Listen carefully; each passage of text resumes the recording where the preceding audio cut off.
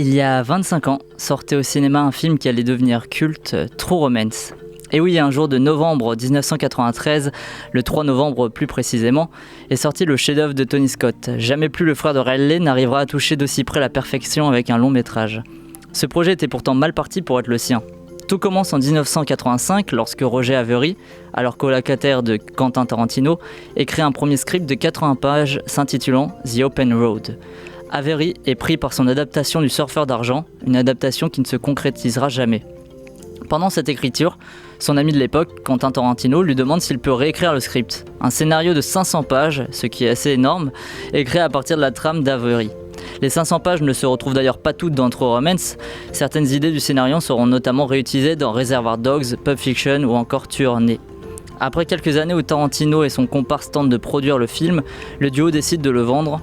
Et en 1990, le script True Romance sera finalement vendu au français Samuel Hadida pour la modique somme de $40 000. 1990, c'est aussi l'année durant laquelle Tarantino rencontre Tony Scott sur le tournage du Dernier Samaritain. Dans le même temps, le réalisateur William Lustig est choisi pour mettre en scène True Romance. Mais retournement de situation lorsque Tony Scott lit Reservoir Dogs. Le cinéaste anglais souhaite alors mettre en scène le scénario de Tarantino. Ce dernier refuse, mais lui propose de réaliser à la place True Romance. Tony Scott, après lecture du script, fait alors pression auprès de Samuel Hadida pour diriger le film. Harvey Weinstein, ce sacré Harvey Weinstein qui finance le film à 50%, ne veut pas de Lustig à la réalisation, mais il va encore moins voir Tony Scott, qui lui semble incontrôlable. Samuel Hadida décide alors de reprendre la production à son compte pour conserver Tony Scott à la mise en scène. Le projet True Romance est définitivement lancé. Grâce à la renommée du réalisateur, le film s'entoure de nombreux acteurs connus ou étoiles montantes du cinéma américain. Au casting, on retrouve donc Christian Slater et Patricia Arquette dans les deux rôles principaux, Val Kilmer en Elvis Presley, mais aussi Gary Oldman, Samuel L. Jackson, James Gandolfini pour son premier rôle, Dennis Hopper, Christopher Walken ou encore Brad Pitt. Pour la petite histoire, Gary Oldman a trouvé son look de Drexel en se basant sur un Jamaïcain blanc, preneur de son sur le dernier projet dans lequel il avait tourné, Romeo is Bleeding. Pour la deuxième petite histoire, le personnage de producteur Lee Donowitz, interprété par Saul Rubinek, est le fils de Donny Donowitz, aka l'ours juif, personnage interprété par Eli Roth dans Inglourious Basterds. Trêve de petites histoires pour revenir au film. Le tournage a eu lieu de janvier à mars 1993 entre Détroit et Los Angeles. Tony Scott y retrouve là l'occasion de rejouer sa thématique du contraste entre ces deux villes qu'il avait déjà filmé en 1987 sur Le flic de Beverly Hills 2. Il reprend d'ailleurs pour cette occasion son chef opérateur d'alors, Jeffrey L. Kimball. Côté musique, on retrouve Hans Zimmer qui s'amuse comme un fou à revisiter le Gessenhauer de Karl Orff, que l'on avait pu entendre dans La balade sauvage de Terrence Malick, un film qui racontait déjà la fuite d'un duo amoureux. Hans Zimmer n'est d'ailleurs pas loin de la perfection avec ses autres compositions, puisque son OST planante est parfaite pour apporter de la profondeur aux nombreuses scènes de violence du film. Côté scénario, Tony Scott resta fidèle au script de Tarantino, seule omission, un changement de fin pour un final beaucoup plus positif. Tony Scott argumenta pendant longtemps auprès de Tarantino son souhait de changement, lui indiquant que ce n'était pas un choix à but commercial. Le cinéaste de Pulp Fiction trouva d'ailleurs que cette nouvelle fin est beaucoup plus cohérente par rapport à tout ce que le film met en place dans ce conte teinté de violence. Ce n'est d'ailleurs pas Tarantino qui a écrit la fin du film, puisque le néo-réalisateur était en pleine promotion de Reservoir Dogs, et c'est donc finalement Roger Avary qui l'a écrite, de quoi boucler la boucle. On clôt d'ailleurs cette chronique historique par l'une des scènes les mieux écrites et les plus mémorables du cinéma, pour moi toujours. Elle nécessita 2 jours de tournage et elle oppose d'un côté un Christopher Walken incroyable en gangster italien et de l'autre côté un Dennis Hopper torturé, lui répondant avec beaucoup d'humour. Le tout en musique avec l'air d'opéra Viens Malika sous le dôme de Léo Delibes, magistral. Que les Siciliens ont gardé leur gène de nègre. Et tout ça... Non, je parle pas, je cite des faits historiques. C'est écrit. C'est écrit dans les livres. Je l'adore, ce gars. Mais non. Mais c'est vrai. Oui. Oui. Tes ancêtres étaient des nègres. Oui. C'est comme ça. Et oui. Et ton arrière-grand-mère s'est fait un nègre. Et ses enfants étaient à moitié nègres. Alors, si c'est un fait établi, dis-moi, est-ce que je te mentirais? Non. Et toi, tu es... ce qu'on appelle café au lait.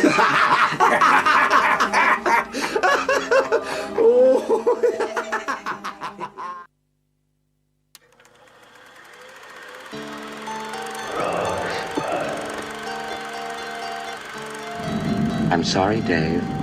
I'm afraid I can't do that. Je vais lui faire une offre qu'il ne pourra pas refuser. Can she be late for her cinema show? Antoine Doinel, Antoine Doinel, Antoine Doinel, Antoine Doinel, Antoine Doinel, Le monde se divise en deux catégories. Ceux qui ont un pistolet chargé et ceux qui creusent. Toi, tu creuses. Parlez-vous, cours de mime? Je suis un homme.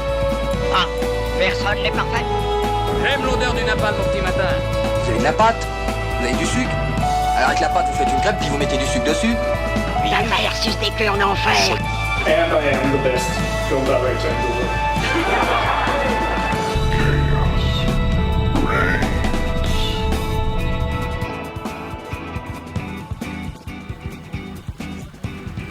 Bonsoir et bienvenue dans ce 9e numéro de The Cinema Show. Ce soir, émission spéciale, non pas émission spéciale finalement, on retrouve toute l'équipe au complet. William, Jonathan et Sarah Cheyenne aussi, toutes nouvelles dans l'émission, mais aussi Gaël, Marie, Raphaël. Bonsoir à toutes et à tous. Bonsoir. Oh, d'ailleurs, Sarah Cheyenne ou tu préfères qu'on dise Sarah, juste? Sarah Cheyenne, voilà, très bien. C'est pas chiant, c'est ton prénom. Ce soir, on reviendra sur 4 longs métrages, du coup, Bohemian Rhapsody de Bryan Singer, et ça me fait toujours autant rire, non. Et Dexter Fletcher, finalement. En liberté de Pierre Salvadori, Le Grand Bain de Gilles Lelouch et Le Grand Bal de Laetitia Carton. Seront aussi au programme la divine chronique musicale des anémones et le quiz de The Cinema Show. Sans plus attendre, on débute avec les news de la semaine. Now, Buffalo's #1 news team. Good evening and welcome to Eyewitness News at 6. I'm Susan Ortega. And I'm Evan Baxter and here's what's making news. Au sommaire des news, le mercato de la semaine, bien sûr, Henry Cavill cheveux longs et une victoire des distributeurs face à Netflix. Première news, du coup, le mercato, on a appris lundi que le film d'Ivan Attal, Le Brio, bénéficierait d'un remake américain. C'est le producteur français du film original, Dimitri Rassam, qui a annoncé la nouvelle. Il produira aussi cette version américaine avec le chanteur John Legend. On sait déjà que c'est Letitia Wright qui a vu sa renommée décoller grâce à Black Panther, qui reprendra le rôle de Camélia Jordana. A l'inverse, on ne sait toujours pas qui reprendra le rôle de Daniel Auteuil. D'ailleurs, je ne sais pas si tu as vu, il y a aussi une idée de remake italien et allemand de ce film. J'allais tout juste le dire, mais comme tu m'as coupé avant, mais voilà, vous l'avez entendu, il y a aussi un remake italien et allemand qui sont évoqués pour l'instant. Dommage quand même. Mais ce film attend plus que ça, qu'il fasse des remakes partout. C'est vrai que sur le principe, je pense que ça marcherait bien aux États-Unis. Ils aiment bien ces trucs comme ça de duo et tout. Et vu la politique en Italie, ça peut être intéressant aussi. Je sais pas qui vont prendre, mais ça peut le faire. Peut-être qu'ils peuvent en faire un truc bien. Ça jamais. Mieux qu'en France. Oui. Là, c'est possible. C'est surtout. Le jeu était un remake d'un film italien qui était un remake d'un film espagnol. Et ils ont pas fait un truc bien. C'était pas réussi. Moi j'ai bien aimé. Ça marche peut-être plus dans le sens contraire. Tu vois, quand on parle du truc français pour aller vers d'autres horizons, ça marche peut-être pas toujours. Regarde le dîner de con. Oui, mais oui. Tu vas c'était avant. Ou LOL USC. Bon, après il y a le film, c'est vrai comment il s'appelle là, avec Thierry Lhermitte et qui a donné True Lies de James Cameron. True Lies de James Cameron, c'est un remake d'un film français. C'est une blague. Comme quoi il avait remarqué les esprits. Avec Thierry Lhermitte où il joue un espion et c'est un film de Poiré, je crois. L'original, c'est avec Thierry Lhermitte et Joseph Balasco. Donc ça s'est transformé en Arnold Schwarzenegger et Jamie Lee Curtis. Voilà. Ouais, clairement. Pourquoi pas. Deuxième news mercato et pas des moindres. Ridley Scott planche actuellement sur la suite de Gladiator. Cette suite longtemps annoncée, désormais officielle. Seule chose certaine pour le moment, Ridley Scott ne reprendra pas le scénario écrit par Nick Cave. En effet, il a confié l'écriture de cette suite à Peter Craig, qui a adapté The Town avec Ben Affleck et qui a écrit le nouveau Top Gun. Donc. Attends, Nick Cave, le musicien ? Oui, mais j'en avais déjà parlé. Scénariste. Oui. D'accord. J'en ai déjà parlé, c'était même dans Cinémascope, c'était encore dans le quiz, tu vois. Et mais Raphaël ne se. Voilà. Comme quoi, en fait, on dit des trucs, mais ça ne sert à rien dans cette émission, c'est ça? Si, oui. On sait que il y a beaucoup d'infos dans le quiz d'ailleurs, faut que je trouve. Pourquoi faire un deuxième Gladiator? Je ne sais pas. Dans le scénario de Nick Cave, par exemple, c'était en gros Russell Crowe qui revenait sur Terre pour tuer plein de gens parce qu'il y avait le, je sais plus, par rapport au christianisme qui se développait et tout, et du coup il allait tuer du monde comme ça. C'était ça. D'accord, très bien. Ça aurait été sympa. Et ça allait se passer même pendant la Première Guerre mondiale, des trucs comme ça, je crois. Hein. Foulos. Ouais. Bon, ça a jeté un froid sur le plateau, donc on passe à la suite. Après la moustache d'Henry Cavill, voilà les cheveux longs et blancs de l'acteur britannique. Et oui, Netflix vient de dévoiler les premières images du comédien dans la peau de Geralt de Rive, personnage des livres et des jeux vidéo The Witcher. Des attentes pour cette série qui s'annonce comme étant le Game of Thrones de Netflix. Non. Je connaissais même pas avant de voir la news. Ah ouais. J'apprends. Alors moi j'aime beaucoup les jeux, donc j'ai quand même de la hype. Vu le succès qui était quand il est sorti, le meilleur jeu de l'année, tout ça. Ouais. Je pense que les gens sont. The Witcher 3. Mais The Witcher 3. Quand il va sortir en série, forcément les gens seront déçus. Adapter un succès à ce point, c'est vraiment le jeu qui est le plus vendu. Déjà, adapter des jeux vidéo, du cinéma et les séries sont Assassin's Creed, c'était très bien sortis. C'est vrai. Max Payne, Assassin's Creed. Non mais là, même un flic à la maternelle, c'est mieux que Max Payne. Si c'est du fan service, je pense que ça va pas marcher non plus. C'est trop près du succès. Enfin, je sais pas. Bon, pas le succès. Mais le visuel dans les Cavill est très cheap, j'ai trouvé. Ah ouais. Son costume, un petit peu. Ils l'ont vu sur Facebook, ceux qui suivent l'émission. On reste chez Netflix avec une annonce qui va faire grincer quelques dents. En effet, la plateforme américaine a annoncé que 3 de ses films bénéficieraient d'une sortie limitée en salle. Roma d'Alfonso Cuarón, The Ballad of Buster Scruggs des frères Cohen et Bird Fox de Susan Beer.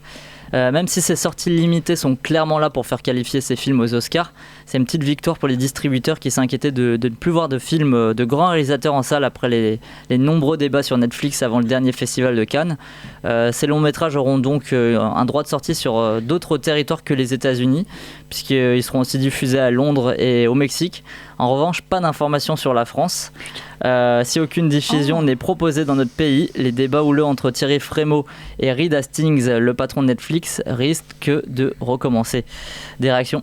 Je suis grave saoulé parce que j'ai vu pas mal de visuels sur Roma et ça a l'air fantastique. J'ai lu pas mal d'avis de gens qui disaient que le visuel était tellement impressionnant et était tellement fait pour le grand écran que tu risquais de toute façon, il a vraiment filmé son film comme un film de cinéma, donc en utilisant des trucs fou, la perspective a l'air folle, ça a l'air d'une poésie fantastique. Enfin, si on le voit, si je dois me le taper sur mon écran d'ordi ou de télé, ça me saoule un petit peu. Pour donner un point de vue un peu plus positif, avec le nouveau ministre qui en avait parlé, il veut donc changer la chronologie des médias et ça va peut-être imposer au cinéma aussi de s'adapter. Ouais. Surtout que Cannes aussi change d'avis parce que... Les filles, vous avez des avis là-dessus? Change d'avis sur Netflix? Bah ouais. Au départ, j'étais un petit peu d'accord avec eux, le fait que c'était bien de pas prendre des films Netflix qui sortaient jamais au cinéma, tu vois, mais si ça me fait rater des œuvres, la possibilité de voir des œuvres sur le Martin Scorsese aussi, hein. Ça change pas le problème parce que si c'est diffusé à Cannes, les quelques privilégiés pourront le voir à Cannes, mais pourront peut-être pas le voir en salle en fait. C'est toujours le même problème. Mais lui, c'est un privilégié qui va à Cannes, c'est pour ça. Non mais voilà, faut penser aussi. Non mais peut-être que vu qu'il sortira à Cannes, peut-être qu'il aura une ouverture. Parce qu'il est passé au Festival Lumière à Lyon aussi, en salle, donc Roma.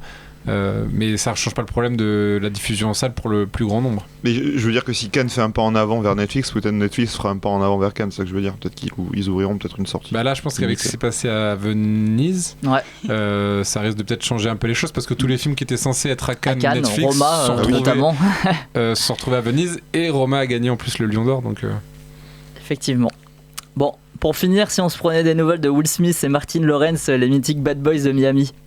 Yo, I'm telling y'all, this is crazy. Wait, just wait. It's official. It's official, baby. It's official. Bad Boys 3. It's happening. It's official. I'm telling you. Yo, that's it. No more. Y'all can't handle no more of that. Je crois qu'ils vont bien et qu'ils passent de bonnes vacances. C'est l'heure de la partie débat de la semaine avec un joli programme ce soir. Bohemian Rhapsody. En liberté, Le Grand Bain et Le Grand Bal. On débute tout de suite par le biopic sur Queen, Bohemian Rhapsody, du coup réalisé par Bryan Singer et dans une certaine mesure Dexter Fletcher. Bande annonce.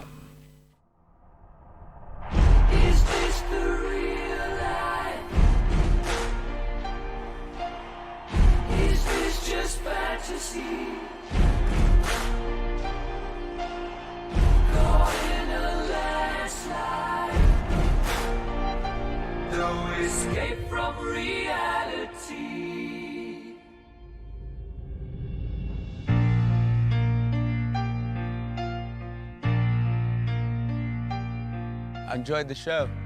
I write songs. Our lead singer just quit. Then you'll need someone new. I love the way you move on stage. The whole room belongs to you. Don't you see what you could be? No one will play us on the radio. We need to get experimental. Thunderbolt and lightning, very, very frightening me. Do it again. One more. How many more Galileos do you want? Roger, there's only room in this band for one hysterical queen. Mark these words. No one will play Queen. Fortune favours the bold. Freddie, concerning your private life. What more do you need to know? I make music. I want to give the audience a song that they can perform. What's the lyric?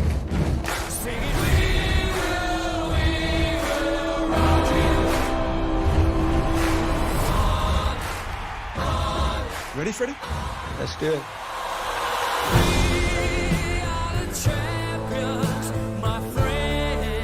You need to slow down, Fred. I just need a bit of time. What if I don't have time?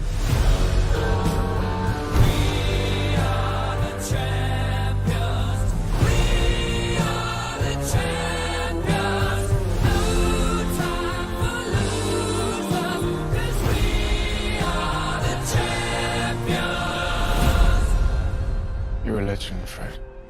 We're all legends.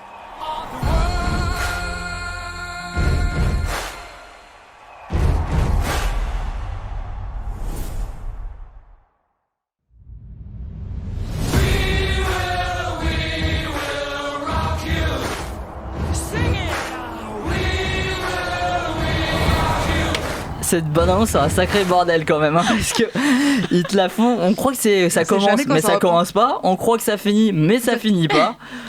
Très bien, donc Bohemian Rhapsody retrace le destin extraordinaire du groupe Queen et de leur chanteur emblématique Freddie Mercury, qui a défié les stéréotypes, brisé les conventions et révolutionné la musique. Voilà, on va dire ça juste. C'est avec Rami Malek qui joue bien sûr Freddie Mercury, et on retrouve aussi au casting Mike Myers et Aidan Gillan qu'on a pu voir dans Game of Thrones notamment, et dans Sur Écoute pour ceux qui connaissent les vrais bails. William, tu veux commencer ? Oui, c'était vachement bien. Enfin, j'ai beaucoup aimé, voilà. Cependant, j'ai un bémol, je commence direct par le bémol. Ça tombe bien parce qu'on parle de musique. Un si bémol. Est-ce qu'on peut évacuer toutes les blagues sur la musique, Bryan Singer, tout ça On l'a pas fait dans l'affaire en off du coup. Je pense que le film peut être apprécié peut être apprécié ou pas apprécié du coup suivant le fait si on est réellement fan de Queen ou si on aime juste ça comme ça. Personnellement, je pense que j'ai beaucoup aimé le film parce que je suis un grand fan, du coup je pense que ça m'a fait un peu oublier les défauts du film, genre j'ai été un peu happé par ce côté un peu fan service. Je pense que je l'avoue totalement parce que je trouve que le film a plein de défauts. C'est un biopic qui c'est pas grand chose au final, c'est un biopic c'est le biopic du biopic quoi, c'est très stéréotypé quoi. Ça a pas forcément plus au-delà de ça, on n'apprend pas réellement grand chose, on n'apprend pas vu que c'est un biopic qui a été demandé un petit peu par les gens de Queen, les membres de Queen qui restent. C'est un biopic qui a été très longue genèse hein. Ouais. Effectivement, c'est un biopic qui est dirigé de A à Z, donc on dévoile pas des choses un petit peu en off qui pourraient détériorer un petit peu l'image du groupe, c'est que des choses un petit peu lissées, on va dire, entre guillemets. C'est pour ça qu'il me fait beaucoup penser à NWA Straight Outta Compton, ce biopic. Il a un peu le même scénario et tout.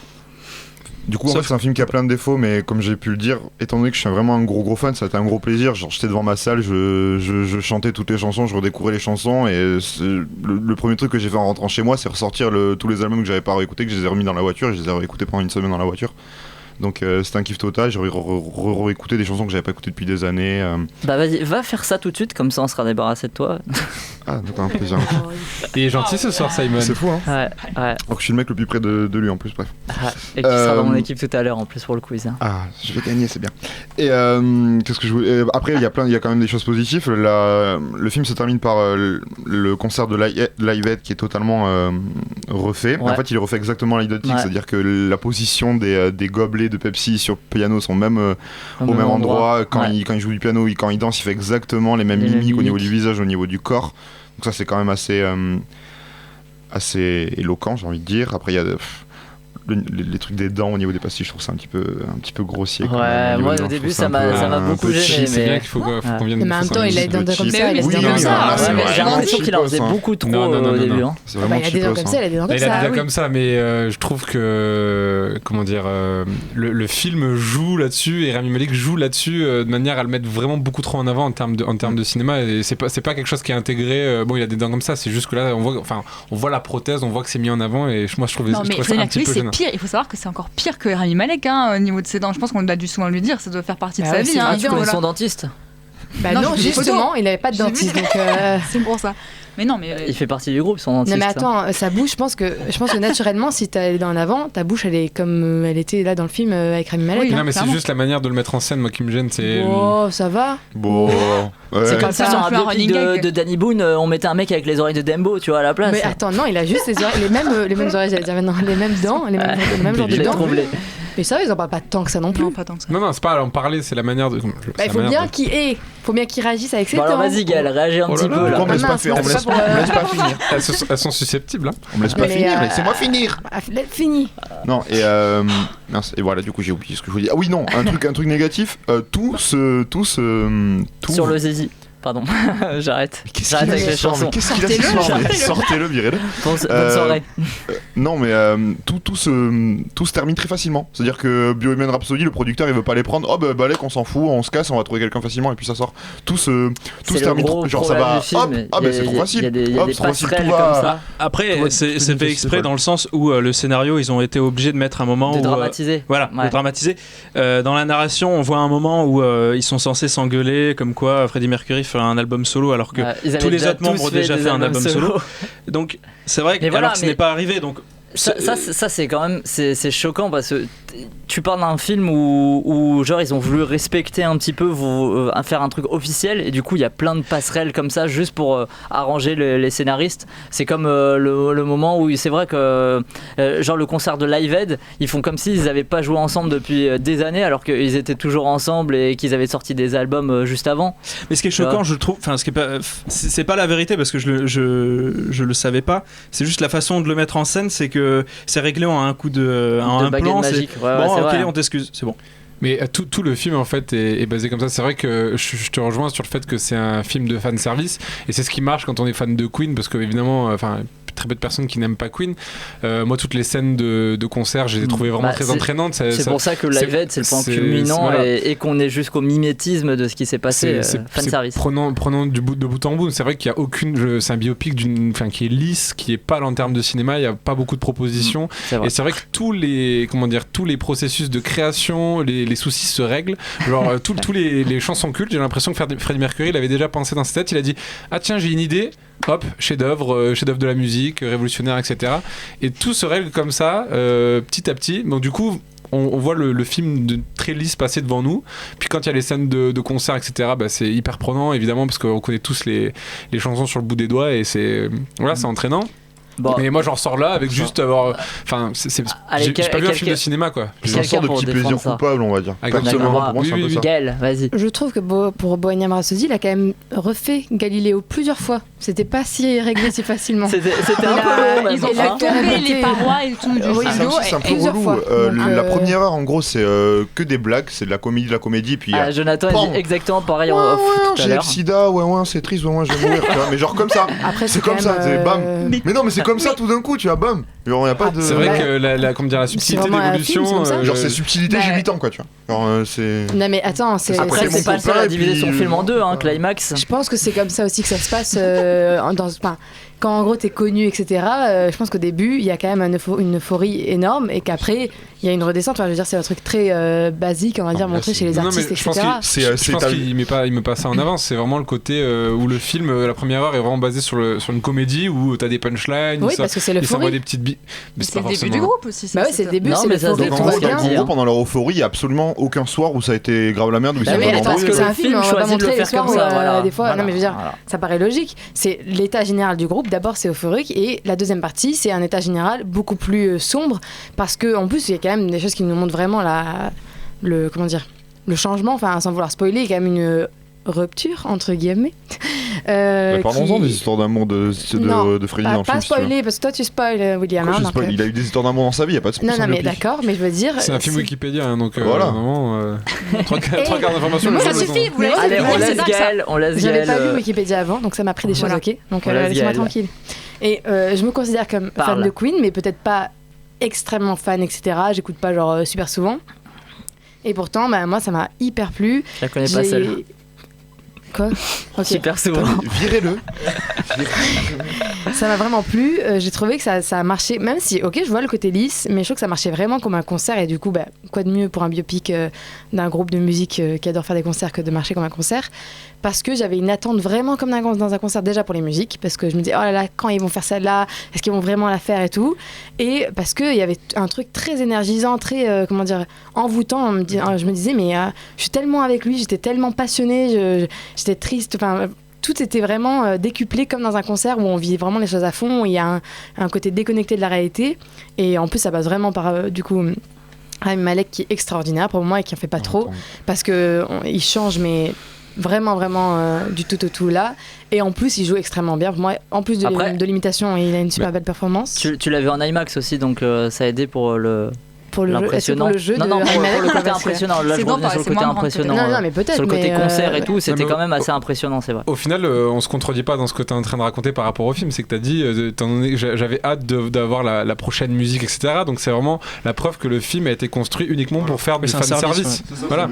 C'est juste que ils ont mis exactement toutes les chansons ultra cultes de Queen au moment de leur création, parce que tout le monde les attend. Dans ma tête, je me suis dit, bon, allez, ils ont mis ça là, après ils vont mettre We Will Rock You, après ils vont mettre machin. Et comme par hasard, en fait, non, mais pas que, parce que aussi ils les ont fait. Enfin, je veux dire, c'est trop bizarre de détacher ça des tubes. Je veux dire, c'est vraiment leur tube, donc vous allez pas dire non, mais on est un petit peu underground, on va pas mettre Bohemian Rhapsody, ça fait un petit peu trop. Non, mais pas du tout. C'est pas une critique, c'est une observation. Le film est construit comme ça et fait pour du fan service. C'est pas un film de cinéma qui raconte, par exemple. Enfin, moi, je suis un peu déçu parce que au lieu de voir un film qui raconte, je sais pas, une aventure de groupe, la solitude. Ah bah quand même. Moi je trouve que ça me raconte pas ce genre de choses là, ça me raconte pas la célébrité, ça me raconte pas toutes ces choses là, mais fait d'une manière pour le fan service de Queen. Je parle qu'il n'apporte pas des thématiques générales avec Queen, en fait. C'est vraiment juste pour faire du fan service. Mais il a raison. Attends, la chanson de Bohemian Rhapsody dans le film, en gros, c'est il vient de faire l'amour en gros avec sa copine, et puis il est comme ça, et puis il joue les notes de Bohemian Rhapsody. Non, mais il les avait déjà avant. Mais oui, depuis longtemps. Mais oui. On te l'explique dans le film, on te le dit. Non, mais je crois qu'on le voit même. Et moi, j'aimerais que la meilleure chanson de tous les temps, on m'explique pourquoi. On le voit chez lui quand il commence à la composer. Mais pour moi, ça enlève rien au fait que si c'est électrisant, et enfin déjà, je suis pas d'accord avec Jonathan. C'est électrisant les scènes de musique. Excuse-moi, l'histoire d'amour avec Paul, comme c'est ça qui s'appelle. Oui. C'est ça qui s'appelle. Moi, j'étais. Tu crois à l'histoire d'amour ? Tu crois à leur histoire d'amour ? Totalement. Très bien. C'est un sombre connard, ce personnage-là, il sert à rien. Oh, hein. Pas de chromo à la radio, voyons. Oui, mais il a existé. Non, mais en tout cas, mais juste pour revenir, je suis pas d'accord avec Jonathan pour le fait que, au contraire, moi je trouve que ça met tellement bien en avant l'aspect de la célébrité, du genre justement l'euphorie, puis la descente un peu en enfer, la solitude, etc. Parce que je me disais, vraiment, je me mets à sa place, mais ça doit être horrible parce que tu sais plus du tout quelle est ta vraie vie. Enfin, j'étais vraiment avec lui. Ok, c'était montré d'une façon assez lisse, mais j'étais quand même vraiment avec lui. Je comprenais vraiment. C'est lisse et grossier. Allez, Marie, à toi. En plus, ton frère, j'ai lu que c'était son meilleur film de tous les temps, donc tu as la pression maintenant. Je sais pas ce qu'il a écrit, gars. Lucas a dit que du coup, c'était le meilleur film qu'il ait jamais vu, donc moi je suis d'accord avec Lucas. Voilà. Merci Lucas. Tu pourras faire un point sur les messages d'ailleurs, Gaël, juste après. Vas-y, Marie. Moi, j'ai trouvé que c'était un excellent film. J'ai appris énormément de choses. Je savais quasi rien de de la formation du groupe, de la vie de Freddie Mercury. Et je suis pas d'accord avec vous. On voit les processus de création. On voit le guitariste du groupe qui crée We Will Rock You et qui dit moi j'aimerais engager le public. Mais ça se fait en studio secondes, direct. quoi. Mais vous vous rendez compte qu'un film de 4h30 c'est pas possible au cinéma quand même. Si Wang Bing il fait des films de 8 heures. C'est une question de choix. C'est une question de choix scénaristique. Mais le but c'était pas de voir la décortiquer, enfin tout le truc de le morceau comment il est fait de A à Z. Le film est quand même centré sur la vie de Freddie Mercury et c'est exactement ce que Brian May a dit quand il a produit le film. Il a dit on a centré le film sur Freddie Mercury, ça a toujours été le but. Freddie Mercury a toujours été le but de ce groupe. C'est sa vie, c'est ce qu'il a vécu, c'est comment il a créé ce groupe. Et oui, ils ont pas tout mis, ils ont dramatisé certaines choses, mais ça reste un film de cinéma. Et moi, je trouve que le message principal est passé. Et je trouve qu'il y a beaucoup de propositions de réalisation qui sont très belles. Le plan où il sort du médecin, on vient de le prendre qu'il a le sida, je trouve hyper beau. Cette scène est très belle. Le décor est cheap quand même. Attends, ça se passe dans cette scène, c'est hyper beau, c'est hyper poétique. Le truc un peu blanc, le décor un peu blanc, un peu. Mais attends, ce malade du sida qui chante avec lui. Juste à la fin de Mommy, pardon. Oui, exactement, on dirait des corps de Mais moi j'ai trouvé ça hyper beau quand on filme le bus de devant et qu'on passe dans la fenêtre et qu'on rentre dans le bus. Enfin, tout ça, j'ai trouvé ça hyper. La séquence d'interview, j'ai trouvé ça intéressant quand il pète un peu les plombs. C'est vrai que c'est la séquence où il y a l'envie de mise en scène. Je trouvais qu'il y avait beaucoup de propositions et en plus, avec toute l'histoire qu'il y a autour du rat et tout, que c'est le chef-op qui a fini le film, je trouve qu'ils s'en sont très bien sortis. C'est pas le chef-op, c'est un autre réalisateur. Ah, excusez-moi. C'est très beau. Non. Qui réalise le film sur Elton John d'ailleurs. Et Rami Malek, une performance exceptionnelle quand on sait qu'il a passé des mois et des mois à étudier ce que faisait Freddie Mercury, les chorégraphies, les mimiques, les tocs du visage, parce qu'il a beaucoup de tics, de tocs, de tout. Et le live aide le faire en une fois. Et c'est Rami Malek qui l'a demandé parce qu'il n'avait pas à s'imprégner du personnage. Il a dit on le fait en une fois, comme ça je serais sûr de bien faire. Mais franchement, tout le film est basé sur un processus de création unique. Et une performance. Et du coup, c'est parfaitement adapté au groupe. Voilà. Raphaël. Après moi je suis pas fan de la performance de Rami Malek. Raphaël. Alors c'est un film qui déifie beaucoup du coup Freddie Mercury. Je trouve que du coup le côté c'est un génie, il apprend ça très vite. Ok, pourquoi pas. C'est un génie. Non mais pourquoi pas. Merde. Oula, pourquoi pas. C'est la première fois inédit. Je voulais refixer le micro, c'est l'accident de micro. Il est avec nous, Freddy, je te le dis. J'ai hâte de revoir ça au ralenti. Non, ce que je voulais dire, c'est que aussi il y avait Stephen Frears qui devait travailler sur le film avant, du coup avec Sacha Baron Cohen.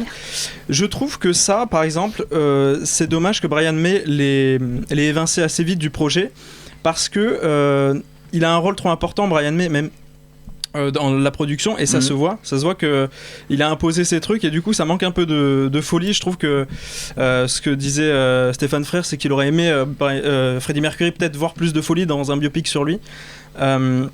Je trouve que ça en manque beaucoup, notamment parce que Rami Malek s'amuse pas. Je vois pas s'amuser dans le film. Je sais pas. C'est vrai, ça fait un peu fictif. Je trouve. Moi, ça me paraît fou, mais je trouve qu'il est très dans le mimétisme et je le vois pas s'amuser derrière le masque il est un peu du maquillage. Robotique. Exact. Non, mais je suis d'accord avec toi. Mister En Robot plus, et tout. On connaît un peu ce qui s'est passé sur le tournage. Bryan Singer supportait pas Rami Malek et inversement. Ouais. Donc on le sent légèrement. Après je trouve qu'ils ont osé mettre une scène de 15 minutes sur scène, ça c'est vraiment pas mal. Non mais il y a quelques morceaux de bravoure et tout. Et puis pour tempérer ce qui a été dit, on est quand même content de découvrir un petit peu les histoires qu'il y a derrière, même si c'est fait très rapidement, mais derrière certains morceaux on est content de le voir quoi. Et le personnage de Marie extraordinaire, ce personnage, vraiment bien. Si tu t'appelles Marie. Non mais t'as pas cité son nom quand même dans les acteurs principaux, alors que moi je la trouve plus importante que hyper importante. Parce que j'ai cité les noms connus. Ouais, mais parce que moi je la trouve super importante et c'est hyper intéressant aussi sa relation. Ouais, sans voir spoiler trop. Et juste du coup, on nous dit sur le Facebook, sur le live Facebook, ils sont plutôt d'accord avec vous, mais je suis obligée de le citer quoi. Qu'on retient pas grand chose sur le groupe et sur le personnage, à part que sa vie c'était remplir son besoin de réussir. Oui, c'est vrai. Gabriel. D'accord. Et Edwin a dit qu'il ira voir le film sur Wikipédia. Non mais c'est trop ciblé. Non mais attends, quand les membres du groupe ont approuvé ce film, c'est que quand même il y a un fond. Ils ont pas le recul, je trouve. C'est peut-être ça le problème. C'est un film sur eux. Ils ont pas le recul, c'est pas. Ils vont pas se dégrader. Mais ils ont pas le recul, mais ça part de Freddie Mercury qui est mort. c'est moins subjectif que ça pourrait l'être. On va balancer alors le 8 avril 1982, Freddie Mercury il a pris un rail de coke et puis il est mort, et on l'a retrouvé dans sa merde et on lui a fait un massage cardiaque pour qu'il revienne, ils n'ont pas montré ça. Mais je trouve pas que ça qualifie Freddie Mercury du tout, il y a beaucoup de côtés qui sont dit. C'est juste que le fait que les membres du groupe ont la main mise sur le projet, c'est juste que ça montre le côté lisse et le côté fun et fan service, c'est qu'on n'est pas là pour les égratiner, on n'est pas là pour faire une œuvre de cinéma qui raconte plein de choses. Tu vois, pour moi, mais c'est pas un problème après, le film s'assume comme ça. Moi j'ai passé un bon moment à le suivre, c'est juste que je n'en retiens absolument aucun argument cinématographique et pour moi c'est pas un grand film. Il faut toujours chercher du cinéma au cinéma la prochaine carte blanche. On peut aussi, cette question-là, c'est les films par rapport à la performance de Rami Malek, c'est de la performance certes, mais après c'est comme, en gros tu pars du principe que forcément le meilleur rôle de Leonardo DiCaprio dans ce cas-là c'est forcément The Revenant parce que c'est là où il fait la plus grosse performance. Non mais pas du tout. Non, mais moi performance c'est pas que l'imitation, c'est juste qu'il m'a vraiment super touché. Oui, il est hyper touchant. Très bien, vas-y Raphaël. Alors je voulais terminer sur quelque chose. Je trouve qu'on voit pas assez les membres du groupe et c'est le paradoxe pour un film qui a la morale du film c'est pas que Freddie Mercury, Queen, c'est vraiment un groupe. Et déjà on voit l'album de Freddie Mercury tout seul, apparemment il est mauvais, voilà. Et je trouve qu'on voit pas assez les membres, c'est un peu une frustration. C'était voulu. Oui non mais je sais, mais c'est une frustration quand même. Bon, c'est un film qui a divisé l'équipe, donc il y en a certaines qui recommandent, même moi je recommande. Allez le voir. Non mais je peux recommander, ça reste un plaisir de voir le film. Ce que tu veux, si tu me passes 10 € en douce, je te le fais. Non mais en vrai, comment dire, c'est pas un mauvais film, c'est un film très agréable à regarder. Finalement c'est ce qui est le plus important. Dans nos critiques, on n'a jamais dit que c'était un mauvais film, et que c'était un film pas agréable à regarder. C'est oubliable. Ok, allez. Horrible de dire ça. C'est l'heure du deuxième film de la soirée. Vous êtes excités ce soir. Ça tombe bien parce qu'on va partir sur un film excité. Voilà, ils sont en liberté ce soir. C'est ça, Sarah Cheyenne. Ils sont en liberté de Pierre Salvadori. Donc deuxième film de la soirée, bande annonce.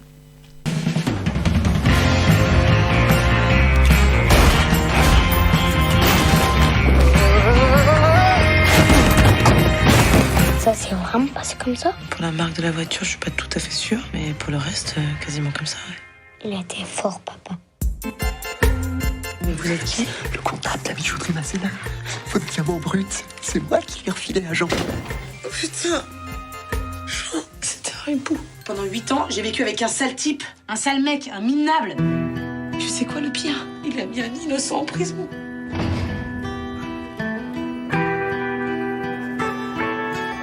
Tu m'excuses, j'ai cherché les cigarettes. Je reviens dans 5 minutes. Je vois comme un vrai, je me tourne. Qu'est-ce que tu me voilà, t'es de mal, comprends pas ce que vous... T'entends pas, tu me voilà, tu dois t'allumer. On a utilisé des camels. Donnez-moi. Hey Yvonne, ça va? Il va bien le gars. Il a fait de la muscu, il a pris des chants corse. Louis, c'est notre faute tout ça. Il est perdu, ce type, il est complètement largué. Mais c'est quoi ce truc de massacrer calmement les gens comme ça? On n'avait pas l'impression que tu te battais, on avait l'impression que tu rangeais ton bureau. Ça va, monsieur? Pardon, oui, parfaitement, madame. C'est ça l'excuse? J'ai fait 8 ans de tôle, je suis innocent, j'ai le droit de scalper des vigiles sur le trottoir. Non mais tu te rends compte que t'as bouffé le règle de ce mec? Oh! Pardon, je suis désolé. Je pensais que vous en avez pour longtemps. Je suis désolée, je suis encore au travail. Je vais prendre une bouteille de cognac, s'il vous plaît, et avec du pain. Je vais vous demander de régler et quitter l'établissement. Je m'attendais à un peu plus de souplesse. Mais oui, non, enfin, il est un peu tard, pardonnez-moi, mais... Vous voulez pas laisser les cuisines ouvertes? Vous vous foutez de moi, là? 2 heures de retard, vous foutez le feu à la ville.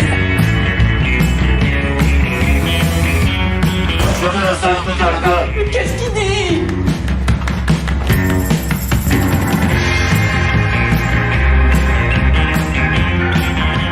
Vous en avez pas marre de moi? Ta gueule, mais bien sûr que j'en ai pas marre de vous. Ah, je sais pas comment vous faites. Mais moi, j'en peux plus de moi-même. Pardon, En liberté de Pierre Salvadori, Yvonne, jouée par Adèle Haenel, jeune inspectrice de police, découvre que son mari, le capitaine Santi, joué par l'indéboulonnable Vincent Elbaz, héros local tombé au combat, n'était pas le flic courageux et intègre qu'elle croyait, mais un véritable ripou. Déterminée à réparer les torts commis par ce dernier, elle va croiser le chemin d'Antoine, joué par Pio Marmaille, injustement incarcéré par Santi pendant 8 longues années. Une rencontre inattendue et folle qui va dynamiter leur vie à tous les deux. C'est aussi un film avec Audrey Tautou et Damien Bonnard qui jouait dans le court-métrage Les Misérables que j'ai vu plusieurs fois parce qu'il était tout le temps en festival. Alain Guiraudier aussi. C'est vrai. Jonathan, tu voulais commencer? Oui. Alors quel plaisir pour quand on scoltine la plupart des comédies françaises chaque année de découvrir un film comme En Liberté.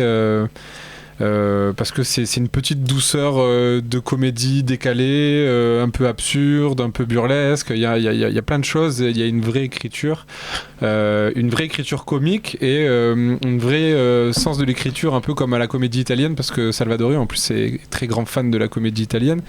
Et je trouve que voilà, le film est un petit bijou. Est un petit bijou de comédie. Il y a vraiment des scènes qui sont hilarantes, mais le film n'est pas là pour aligner les punchlines ou aligner les scènes comiques. C'est vraiment pour écrire un film, une histoire, des relations, des sensations, des sentiments, etc. Et je trouve que le tout est vraiment, vraiment réussi. Et j'espère qu'avec Le Grand Banc, on en parlera tout à l'heure, qu'il est en train de se passer quelque chose de positif pour la comédie française et que le fait que le public se déplace à aller voir ces comédies et que ça marche va peut-être inciter les producteurs à essayer de produire plus de comédies intelligentes et moins de comédies débiles. Parce que voilà, là on n'est pas là pour rigoler, que ce soit avec le sexisme. Dit comme ça, on n'a pas envie de le voir. Du coup, on n'est pas là pour rigoler. On n'est pas là. Justement. J'avais pas fini. On n'est pas là pour rigoler avec le sexisme, avec le racisme, avec l'homophobie. on est là vraiment pour trouver des petites douceurs comiques en dehors de toutes ces thématiques qui ont été multi-abordées dans le cinéma français et qui sont assez nauséabonds aujourd'hui. Donc voilà, non, je suis très enthousiaste à l'idée de ce film et voilà, il y a plein de petites séquences dans le commissariat quand ils ont fait la perquisition et qu'ils se retrouvent dans un club sadomaso et qu'au final tous les sadomasos se retrouvent dans le commissariat. Il y a plein de petites chroniques comme ça d'un coup qui se passent dans le commissariat qui sont hilarantes. Tous les acteurs font le travail. Moi j'aime beaucoup Pio Marmaille qui a un vrai sens du comique et du naturel, et là je trouve qu'il va chercher un petit peu autre chose aussi. Adèle Haenel, il y a Damien Bonnard qui est en... J'ai trouvé un petit peu en deçà, Damien Bonnard. Moi j'aime bien, il n'est pas toujours juste. Damien Bonnard est très bon, mais il y a quand même une des pires actrices du cinéma français quand même dans le film. Quoi ? Qui ça ? Audrey Tautou quand même. Quoi, mais tu me chies dessus quoi. Ah non, tu vois, je la trouve beaucoup plus juste que Bonnard. Elle est ignoble, Audrey Tautou. Bonnard, je sais pas, je trouve que ce petit côté candide, naïf, un peu ailleurs, je le trouve très, très beau dedans comme personnage. Sarah Cheyenne, je trouve que t'as un petit air à Audrey Tautou, je trouve. Et pendant le film, je me suis dit putain. Je crois que c'est un très beau compliment. Ouais. Très très bon compliment, c'est vrai. Oui, on est dans l'émission compliments, c'est des compliments sur compliments ce soir. D'ailleurs, t'en as pensé quoi du film qui était présenté du coup à Cannes à la quinzaine des réalisateurs et au Cinémed en avant-première? Ouais, moi j'ai vraiment bien aimé. J'ai bien aimé en fait ce jeu au premier degré avec un scénario un peu quand même au second. Et beaucoup même au second. Et non, j'ai bien aimé, et avec tous ces il y a énormément de références cinématographiques, enfin de références de façon de tourner aussi quand je veux pas spoiler, mais quand il revient vers Audrey Tautou, j'ai trouvé ça très poétique et tout. Il y a un côté poétique dans le film, et la fin aussi qui est très poétique. Ouais, non, j'ai bien aimé tous ces clins d'œil et puis j'ai aimé le rythme aussi qu'il a imposé lui à la fois dans les séquences et dans son scénario. Non, j'ai bien aimé. Très loufoque, c'est vrai. Mais du coup, je trouve que ça en fait un petit peu une faiblesse, parce que les moments où c'est moins rythmé, comme c'est hyper rythmé, tu le ressens plus. Tu le ressens encore plus et tu le... Oui, mais c'est là pour apporter autre chose que de la comédie. C'est là où le film est un peu plus complet, on va dire, que juste une simple succession de blagues, quoi. C'est ça que je trouve aussi intéressant. Gaëlle, sur En Liberté, tu veux réagir? Je suis d'accord. Toi qui as participé au film finalement. On la voit en fait dans la grande roue. Non, vraiment on voit pas, mais c'est pas grave. Pour une fois on parle d'un film. T'as quand même été payé. Autre qui fait la vidéo a participé aussi. Pour une fois on parle d'un film où Gaël a participé qui n'est pas mauvais. Du coup. C'est quand même assez. Ok, voilà. C'est émission compliment. Émission compliment. Quand on parle de tandem. Quand on parle de... Tandem aussi, moi je travaillais dessus, donc ça me va si on parle un peu des compliments. Mais c'est pour ça qu'on n'en parlera pas. Du coup, je trouve que le film était très bien. Moi, j'adore les comédiens et comédiennes du film, donc ça a énormément apporté. J'aime beaucoup cette actrice. Elle a un truc très robuste, mais en même temps une espèce de douceur. Elle est incroyable, je trouve. Elle est parfaite. Parenthèse, vous l'avez vu dans Un peuple et son roi? Moi, je l'ai vu. Ouais. D'accord. Mais moi je trouve toujours qu'il a la voix de Marine Le Pen par contre, mais bon. Ouais, ça c'est quand même dommage. Parle un peu comme ça, t'as vu hein. Je crois qu'il a la voix de Marine Le Pen. Merci de pas la comparer. Je l'ai quand même préféré en Liberté que dans Un peuple et son roi. Ah, tu l'as pas aimé dans la présidentielle de 2012, c'est étonnant. Et du coup, en plus, moi sur le tournage, je pensais que c'était un film genre méga sérieux et tout, parce que c'était le moment du coup de la fête foraine. C'est vrai que c'est un truc hyper sérieux. Non, mais nous, ce qu'on voyait, c'était Adèle qui genre marchait comme ça en mode elle met sa main sur son oreille parce qu'il y a un truc. Et du coup, moi, je pensais vraiment que c'était une filature et tout. Ça s'appelait Remise de peine. Et c'est ouf. Et du coup, en fait, pas du tout. C'est peut-être ça en fait, c'est que ça a été tourné complètement au premier degré, alors que le scénario. C'est ça, et du coup ça marche vraiment bien. Il y a plein d'inventions. Enfin, moi je trouve ça super beau, comme vous dites, le début, la fin. Enfin, il y a plein de jolies choses. J'ai juste trouvé ça dommage parce que j'ai pas accroché plus que ça, alors que finalement j'aurais peut-être voulu plus entrer dans l'histoire. Et j'étais un tout petit peu extérieur, mais après je le reprocherai pas forcément tout précis, c'est juste que moi j'étais à l'extérieur. Et on a aussi Edwin. Ouais, qui nous dit que c'est une très bonne comédie française, mais pas aussi drôle que laisser présager les critiques, mais quand même plusieurs scènes vraiment drôles. Très bien. William? Du coup, on a parlé du cinéma, mais moi je l'ai vu à Cannes. Du coup, j'ai bien précisé. Il a gagné le prix SACD, je crois, à la quinzaine. Il me semble, oui. Et je suis à la Cannes, et moi je suis à la Cannes. T'es au cinéma de ça dans ton petit bureau. Moi je suis allé aux Diagonales, voilà. Calmez-vous. Je suis allé au Sémaphore à Nîmes. On va faire tous les cinémas de France. Ouais. Non, mais le film, que dire de plus à part ce que vous avez dit, c'est une comédie très intelligente. Et comme l'a dit Jonathan, ce serait bien qu'on en voit plus avec tout ce qui se passe au fil de l'année. Plein de séquences à retenir. Moi j'ai adoré quand Adèle Haenel raconte l'histoire à son enfant plusieurs fois, je trouve ça super bien. J'ai trouvé ultra touchante au moment où elle apprend... Merde, sans spoil. Non, au moment de basculement qu'il y a sur le film. Par rapport à Vincent on parle le début. Ah non, mais de toute façon c'était dans le résumé, je l'ai dit. Ah bon? Ouais. Ah bon? Ouais. Oui, j'avais aimé le résumé avant. Oui, quand elle apprend que c'était un ricou. D'accord, mais j'ai trouvé ultra touchante à ce moment-là quand elle apprend que son mari en fait était pas du tout ce qu'elle pensait. Je trouvais ça vachement bien. Et puis comme tu l'as dit, les séquences très drôles où on retrouve tous les personnages de sadomasochisme qui reviennent et tout, les blagues drôles à côté, la scène avec Pio et le masque de. Oui, excellent. Quand il va faire ce qu'il va faire. Excellent, je valide. Ah non, c'était incroyable, c'était osé. Quand il braque. Je voulais pas le dire, je voulais pas le dire. Il faut pas le dire. Quand il braque le bureau de tabac au début, quand il met sa. C'est dans la bonne annonce. Mais il y a aussi le mec là qui vient avec son sac là, ça je trouve que c'est vraiment un des trucs les plus drôles pour moi, c'est qui revient avec ses sacs. Alors Edwin il a dit que ça répète une blague dans des films de Danny Boone, je sais pas pourquoi il a dit ça mais... Quoi non, c'était vraiment drôle je trouve. La scène de baston aussi pendant la nuit, très bonne scène. Il y a toutes les petites séquences dans le commissariat qui sont... C'est taxi quoi, c'est taxi, le condé. Il est fatigant ce soir, non? Ouais, ce soir un petit peu, ouais. On va la remplacer. Je suis en forme. Quand on parle de film énergique, je suis en forme. Hein. Toutes les séquences du coup dans le commissariat sont vraiment très drôles. Elles sont vraiment là pour faire de la vanne et pour susciter vraiment le rire. Mais et pas de la critique. Mais ça fonctionne tout le temps. Non, oui. C'est pas une critique de dire les flics ils s'occupent pas de nous. Enfin... Non, c'est vrai. Ouais. Non, je pensais pas là. C'est pas là pour ça, mais. Non, mais t'en as qui pourraient te dire c'est inadmissible de. Enfin, par exemple, bon après c'est tourné au ridicule avec le mec qui arrive avec ses sacs. Ouais, mais ça c'est la blague. Mais justement, moi j'ai entendu des gens à la sortie du sémaphore qui disaient allez encore une critique sur les flics, alors que pas du tout. Enfin, c'est pas le but. Ouais, non, pas du tout. Mais justement, c'est important de le souligner. Vous en avez parlé de ces nombreux running gags ou de ces trucs qui reviennent plusieurs fois et c'est hyper important je pense dans le film quand on le regarde, c'est toutes ces répétitions mais tout le temps très nuancées ou variées. Il y a la scène d'action du début du coup qui est rejouée plusieurs fois, il y a le chauffeur de taxi par exemple qu'on revoit, il y a ce fameux gars qui revient, le nombre d'amour potentiel de Adèle Haenel aussi, tous ces trucs là. Adèle Haenel s'il te plaît.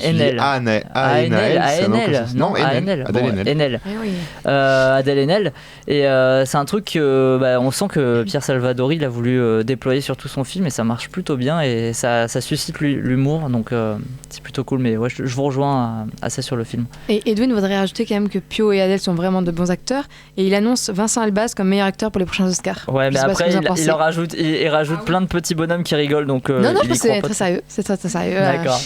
Ça fait du bien de voir des comédies françaises comme ça. C'est clair, donc on recommande dans The Cinema Show.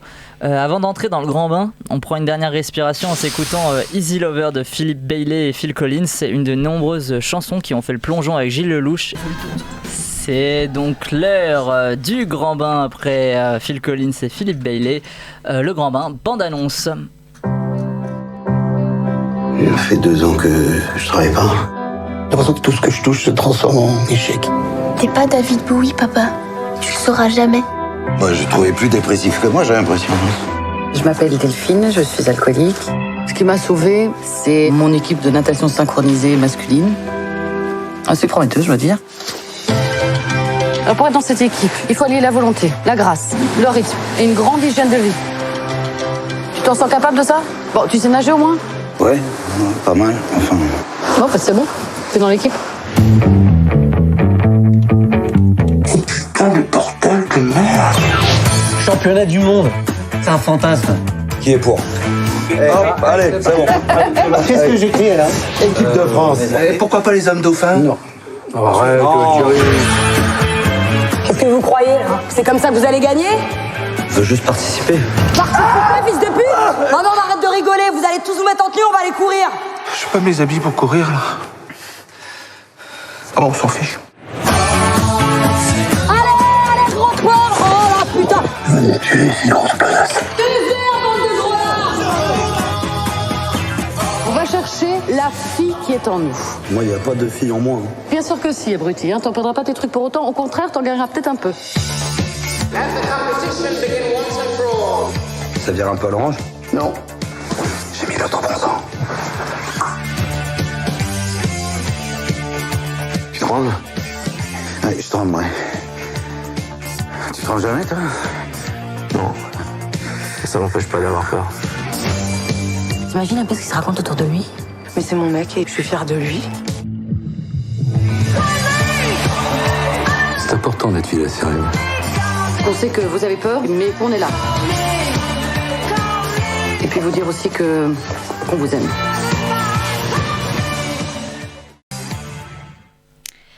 Et donc merci pour cette bande-annonce. Donc le résumé de Le Grand Bain de Gilles Lelouch. Ta voix a vachement changé, Simon. Son physique aussi. Mais on a les mêmes cheveux. C'est dans les couloirs de leur piscine municipale que Bertrand, Marcus, Simon, Laurent, Thierry et les autres s'entraînent sous l'autorité toute relative de Delphine, ancienne gloire des bassins. Ensemble, ils se sentent libres et utiles. Ils vont mettre toute leur énergie dans une discipline jusque la propriété de la jante féminine, la natation synchronisée. Alors que c'est une idée plutôt bizarre, mais c'est un défi qui leur permettra de trouver un sens à leur vie. Oui, c'est vrai que t'as vu que le résumé du distributeur est très bizarre à la fin, genre. Oui. Alors que oui, c'est une idée plutôt bizarre. Voilà, il assume pas son film. Leur vie, voilà. Surtout qu'en plus, elle a lu le synopsis comme si c'était un film de Michael Haneke ou un drame français. C'était un drame familial français. Alors que c'est vraiment une comédie française avec un casting assez impressionnant. Hein. Mathieu Amalric, Guillaume Canet, Benoît Poulvord, Jean Ganglade, Virginie Ferral, Léla Becti, Marina Foïs, Philippe Catherine, Félix Moati, Alban Ivanov et Balasingam Tamil Shelvan. Bah oui, je l'ai pas oublié, attends, il fait partie de l'équipe. J'aurais aimé. À la différence du film, on en reviendra tout à l'heure. Voilà. Raphaël. Dans le public, on Alors, Le Grand Bain, c'est une comédie assez sympa. Donc nous, on l'a vu un petit moment en mai dernier, donc j'en ai pas non plus énormément souvenir. J'ai rien dit, j'ai pas dit Cannes, c'est toi qui le dis. Il a dit en mai dernier. Voilà. On était à Cannes. Ouais, exactement. Nous étions là. Un casting, c'est vrai, assez fabuleux, on va dire, pour une comédie française. Ah oui. Moi, ce que je trouve fort dans ce film, c'est qu'il se faufile entre les clichés. Pour certains personnages, il y en a certains qui arrivent à certains moments, mais en tout cas pour la narration de certains personnages, notamment le couple Mathieu Amalric, Marina Foïs, qui a une composition assez originale, c'est-à-dire qu'il n'y a pas de comment dire, ça va sortir, t'inquiète, vas-y. Ah là, ça va sortir. De dérèglement, on va dire, dans le couple assez fort, alors que dans un film français, dans une comédie comme celle-ci, il peut y avoir papa ou maman avec Exactement. Marina Foïs. Il peut y avoir souvent cet effet-là. Alors, c'est dû à plusieurs choses, notamment parce qu'il y a énormément de personnages, ce qui permet à Gilles Lelouch de parler de beaucoup de choses sans non plus tomber dans les clichés, pour certains sujets, je pense. Après... Pourquoi tu me regardes, Raphaël? Je sais pas, parce que tu t'en as évoqué. Non, mais tu me regardes, je sais pas. T'as évoqué le sujet tout à l'heure. Musicalement, c'est très fort. On sort du film avec un grand sourire. Et en étant mouillé, du coup. Oui. Oui. Comme 50 nuances de degrés, finalement. Pardon. Un grand sourire, c'est Raphaël, c'est le principal. Oh mon Dieu. Et il y a mes grands-parents puisqu'ils écoutent ce soir. Donc... Moi, je faisais absolument, en étant honnête, je faisais absolument pas quelque chose de sexuel. Moi, c'est juste pour le grand-mère parce que voilà. Non, mais j'avais bien compris. Ah. C'était juste pour varier la blague. Bon, stop, on écoute Raphaël. C'est un bon côté du film. Tout à l'heure, pour En Liberté, vous parliez de cinéma italien. Là, c'est vrai que c'est un cinéma de troupe qui fait penser un peu à Ettore Scola. Il y a un peu ce qu'avait fait pour Le Sens de la Fête, avec une réussite moindre, Eric Toledano et Olivier Nakache. Et donc là, c'est mieux réussi. C'est pas non plus exceptionnel, mais c'est une très bonne comédie. Voilà. Très bien. William, vas-y William, sur le grand bain. Je suis pas contre, je suis pas d'accord. Pour moi, c'est exceptionnel. Enfin, exceptionnel. C'est une très bonne comédie, ça va. Pour moi, c'est la meilleure comédie française de l'année. Peut-être comédie tout court d'ailleurs, mais il faudrait que je vois. Mais pour moi, c'est la meilleure comédie française de l'année, tout simplement parce qu'au niveau de la réa, il y a des bonnes idées de mise en scène qui sont vraiment intéressantes, quoi. Alors que dans les 3/4 des comédies françaises qu'on voit, il n'y a aucune idée de mise en scène. Il y a des idées de mise en scène folles, des travelling, des idées de montage, etc. Donc pour la mise en scène, c'est déjà top. C'est le film où j'ai le plus rigolé de l'année, je pense. Et au niveau des acteurs, ils sont tous fous. Philippe Catherine, le seul fait de voir son visage me faisait rigoler. Dès le début. Je pense qu'il va avoir un peu le sens comique du film. Il est incroyable. César, il est incroyable. Leila Bekti, avec son rôle d'handicapé à un fauteuil de castratrice, un peu comme dans Full Metal Jacket. Ou dans Dodgeball. J'ai pas vu Dodgeball, mais elle est folle. Petit bémol sur Virginie Fira que je trouve pas très exploité, pas trop top. Ouais, mais je l'ai trouvé hyper touchante, notamment lors du. Et un petit bémol aussi sur Mathieu Amalric. Après, j'ai un petit bémol avec cet acteur. Il est incroyable. En plus, de le voir dans une comédie comme ça, populaire et tout, ça me fait bizarre. On s'y attendait pas. Moi, je m'attendais pas. Moi, je trouve que le film est pas hilarant non plus, mais c'est pas une critique en soi, parce que je trouve qu'il y a vraiment quelque chose de très beau et très touchant dans ces. C'est même pas des losers, mais dans ces mecs abîmés par la vie. Je sais pas, il y a un truc que je trouve très beau. Des dépressifs, oui, voilà, des dépressifs. Les scènes où il c'est Monsieur Tout le Monde, finalement. C'est Monsieur Tout le Monde, quoi. Bon, j'espère que tout le monde n'est pas comme ça. Mais bref, du coup, je trouve que voilà, tous les persos sont très justes, que ce soit Amalric, Jean-Luc Anglade, Marina Foïs, Virginie Fira. Enfin, je trouve qu'il y a vraiment beaucoup de justesse. Mais oui, voilà. Après, je trouve que voilà, je m'attendais peut-être à plus rigoler, mais le film m'a surpris aussi par sa délicatesse, par sa sensibilité, là où je l'attendais pas forcément. Par ses carrés et ses ronds. Par ses carrés et ses ronds, exactement. Voilà. Une très belle intro d'ailleurs, ouais. Mais oui, non, c'est réussi. Et c'est vrai que voir en si peu de temps des comédies françaises drôles, fines. D'ailleurs, on a une question sur le chat. Est-ce que Le Grand Bain est mieux qu'à la 2 ? Alors, sans avoir vu à la 2, je peux répondre. Rassurément, on va pas voir à la 2. Mais voilà. Non, je recommande ce film. Même il y a des scènes qui sont quand même très drôles aussi sur quand ils font leur première représentation en public là, avant un concours avant un match de water-polo. C'est vraiment hilarant parce que là c'est juste du comique de situation où on les voit tous nager n'importe comment. Il y a un côté à la fois touchant et en même temps vraiment très hilarant à les voir comme des gros boudins tomber dans l'eau et tout. J'ai trouvé ça vraiment. Enfin, quand tu l'as vu, t'en as entendu parler, c'est-à-dire que nous en fait on l'a vu avant. On l'a vu sans avoir vu de bande-annonce. On connaissait juste le casting. Du coup, on savait vraiment rien. Du coup, il y a eu vraiment cet effet de surprise déjà et cette attente aussi qu'on avait vu qu'on connaissait le casting. Et après, en plus, il y avait une ambiance folle, c'est-à-dire que pendant la séance, t'avais Benoît Poulvord qui était, je soupçonne, sous, et qui a juste au moment où la lumière s'éteint, tu vois, commence à gueule dans le palais des festivals en mode on ferme sa gueule, on regarde le film maintenant, tu vois. Du coup, ça nous a mis direct dans une ambiance drôle et il y avait vraiment, il y avait un truc dans cette séance, tu vois, il y avait un truc particulier. Le seul petit bémol, c'était du coup le seul acteur qui donc on n'exploite pas sa vie, etc. C'est l'acteur. Il y en a deux, mais oui, il y en a un. Comment il s'appelle Balasingham Je trouve que c'est Sri Lankais, c'est ça, voilà. Je trouve que c'est un peu dommage, du coup. Mais il est là pour ça, c'est un running gag, justement. Ouais, il est là pour un ressort comique, mais. Alban Ivanov aussi, on le voit pas trop finalement. C'est marrant. Non. Oui, c'est vrai. Mais comme il parle français, on l'entend plus. C'est quand même bien différent. Vas-y, Gaël, pour le grand bain. Non, mais là, si je dis ça va commencer les critiques négatives. Alors non, je reviens sur le positif. Alors. Vas-y. Moi j'ai trouvé le début hyper bien avec le rond, le montage, etc. La voix off qui fait à la fois très français, très traditionnel, mais en même temps innovante à ce moment-là.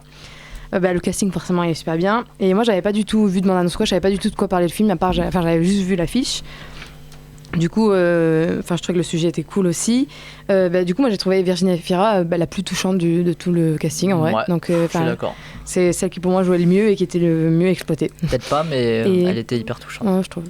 Après, moi j'aime beaucoup le thème de l'eau, de la progression comme ça, un genre d'initiation, etc. J'aime bien quand les films abordent ça. L'intention synchronisée, du coup, c'est un truc qu'on n'aborde pas du tout, donc c'était cool aussi. Philippe Catherine est très drôle, mais je trouve que c'est un peu, c'est parce qu'il est lui, quoi. Donc. Bah oui, mais on peut pas lui demander de ne pas être non, lui. mais je veux dire, pour moi, c'était beaucoup concentré sur lui. C'est-à-dire que je pense pas que j'ai beaucoup rigolé à part quand je l'ai vu lui, mais ouais. La fin aussi était cool. Les musiques, étaient très bien. La mise en scène, à la fois, c'était très original, mais par contre, moi, ça m'a beaucoup dérangé parce que je trouve que... Les effets de style. Ouais, je trouve que je comprenais pas pourquoi d'un coup, il se faisait un gros zoom sur telle personne. C'était bizarre, j'ai l'impression que c'était vraiment totalement gratuit, juste pour dire, moi, j'ai fait un peu de mise en scène dans ma comédie française. C'est beau parce qu'on a j'ai l'impression, je peux me tromper, mais pour tous les films, depuis qu'on fait la radio ensemble, j'ai l'impression que c'est... Moi, dès qu'il y a des films où il y a une réalisation très marquée et très marquée, je kiffe. Et toi, dès qu'il y a une réalisation trop marquée ou trop voyante, tu n'aimes pas. Ah, mais j'aime beaucoup les réalisations marquées, donc c'est mal me connaître. J'ai l'impression qu'il y a 2 semaines ou 3 semaines, Blind Spotting, j'avais adoré. C'est vrai, mais c'est très marqué. C'est juste que je trouve que là, c'était un peu gratuit. Moi, je comprenais pas. Je me disais, ok, il y a un zoom là, qu'est-ce que ça veut dire? Du coup, surtout à un moment donné sur la piscine où ils zoom comme ça, tu comprends ça. Moi, j'ai vu, c'était hyper millimétré et tout, et c'était très Paul Thomas Anderson à ses débuts. Je comprenais pas non plus peut-être Paul Thomas Anderson. Du coup, ça m'a fait penser à ça. Et puis à la fin, j'étais pas choqué en voyant que le compositeur du film, c'était John Bryan, qui compose les premières musiques de chez Paul Thomas Anderson, dont Magnolia. Donc il y a une certaine logique et je pense que c'est pas par hasard s'il s'est inspiré de ça pour sa mise en scène. Et je trouvais que ça marchait plutôt bien pour un film de bande comme ça, puisque à l'époque, Paul Thomas Anderson faisait aussi des films de bande. Une logique peut-être de référence, mais pas une logique pour moi appropriée au film. Non, c'est gratuit. Et du coup, moi j'ai beaucoup aimé parce que ça avait un peu de culot pour une fois. Ouais, mais si c'est trop gratuit, je trouve que c'est bizarre. Je sais pas, pour moi, ça me correspond pas. Il y a vraiment plusieurs personnages aussi qui sont pas super bien construits. Moi, je trouve que Guillaume Canet... il est pas assez exploité peut-être. Aucun attachement avec. Non. J'arrivais pas à me dire que c'était un personnage. Je sais pas comment dire. Il était mal écrit, je trouve. En fait, il était juste là posé comme ça sur une piscine. Et puis voilà. En gros, la seule personne que je trouvais bien écrite dans l'équipe masculine, c'était même pas Mathieu Amalric, c'était le. Jean-Hugues Anglade avec les cheveux longs. Ouais, voilà. C'était le seul finalement. Et donc du coup, lui, ça m'a plu de voir son histoire, mais les autres, en fait, ça m'intéressait pas du tout. Benoît Poulvord, mais alors pas du tout quoi. Mais il est insupportable aussi. Et en plus, c'était vraiment sous-exploité. Du coup, je trouve ça dommage de prendre un casting comme ça si tu sais pas l'exploiter. Je pense que manger. Mais c'est parce que le film il est limité à 2 heures et peut-être qu'à la prod on lui a dit tu fais pas plus de 2 heures. Il y a des films chorales, Love Actually, excuse-moi, il dure moins de 2 heures et c'est un film choral avec c'est mieux exploité. C'est un super film. Et après je sais pas, je trouve qu'il n'y a pas de vraie relation non plus. Marina Foïs et Mathieu Amalric un peu plus, mais la fille du coup avec Jean-Hugues Anglade. Voilà. Mais je sais pas, moi du coup ça me touche moins s'il n'y a pas de relation entre... J'ai l'impression que c'est un film sur les relations et il n'y en a pas, et même dans l'équipe, j'ai l'impression qu'il n'y en avait pas tant que ça. Et du coup, je sais pas, le film, je trouvais que c'est un peu mou des fois.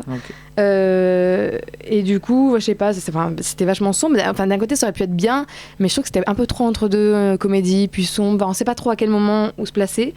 Et donc moi j'ai vraiment été dérangée par le personnage, du coup j'avais oublié son nom, l'acteur Sri Lankais. Balshingham Tamil Shelvan. Je préfère qu'on dise son nom au moins ici vu que dans le film voilà. Parce que qui quand joue même le rôle de Avanish, du coup. C'est quand même étrange que la seule personne racisée soit mise de côté comme ça et qu'il soit un peu moqué.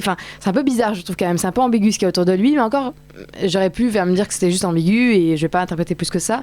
Par contre Leila Bekti pour jouer avec une personne handicapée, ça c'est pas ambigu, et du coup moi ça me pose réellement problème parce que c'est quelque chose qui arrive souvent et on peut pas se permettre de rendre, en gros de rendre encore plus invisibles les personnes réellement handicapées qui sont acteurs et qui sont actrices et qui peuvent très bien jouer leur propre...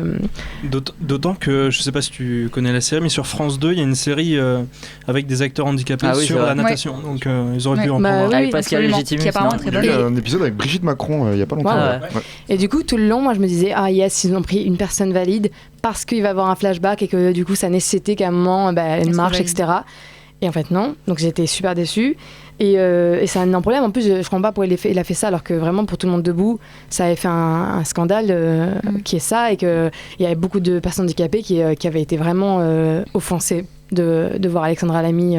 Après, c'est des films qui ont été faits à peu près à la même époque. Oui, c'est possible. C'est intéressant ce que tu dis, parce que pour un autre film qui est sorti il y a pas longtemps, du coup, Chacun pour tous, où c'est un film qui parle d'une histoire vraie d'une équipe d'Espagne de basket dans les années 2000 qui s'est fait passer pour des handicapés aux Jeux Olympiques alors qu'il n'y en avait que 2 qui étaient handicapés sur 12. Mais pour le coup, ils ont pris réellement 2 acteurs qui étaient eux réellement. Ah, mais je me demandais justement en plus. J'avais oublié d'aller chercher en plus. Mais tu vois, là, du coup, c'est vraiment. En plus, plein de fois ça arrive, donc du coup, je me dis, c'est vraiment pas un truc où tu te dis, tu te poses pas la question et juste c'est évident. En fait, je pense que tu te poses forcément la question quand tu le fais, c'est juste un choix. Je comprends que d'un côté, il a envie de prendre son ami ou une personne qui joue très bien comme Lala Bekti.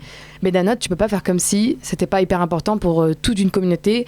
Il y a vraiment 12 millions de personnes handicapées en France. C'est 12 millions de possiblement offensés. Et pourquoi il serait offensé? Parce que c'est une actrice qui n'est pas handicapée qui... Parce que, en gros, déjà parce qu'ils le disent, et que moi je crois du coup les personnes qui sont directement concernées, et que pour Tout le monde debout, les gens avaient été vraiment offensés. Tout le monde debout, c'est notre histoire, parce que le film rigole de manière douteuse sur le handicap. Quand je vois ce qu'ils ont dit, c'était beaucoup. Pourquoi on met Alexandra Lamy, elle n'est pas handicapée? Parce qu'il y a une invisibilité autour des personnes handicapées et qu'au bout d'un moment, ils peuvent bien les prendre à ce moment-là. C'est un privilège pour moi totalement surfait que de dire t'es valide, donc tu peux jouer un invalide. Mais ok, mais je veux dire, prends un invalide en fait. Je veux dire, c'est pas parce qu'il peut tout jouer qu'on doit lui donner le.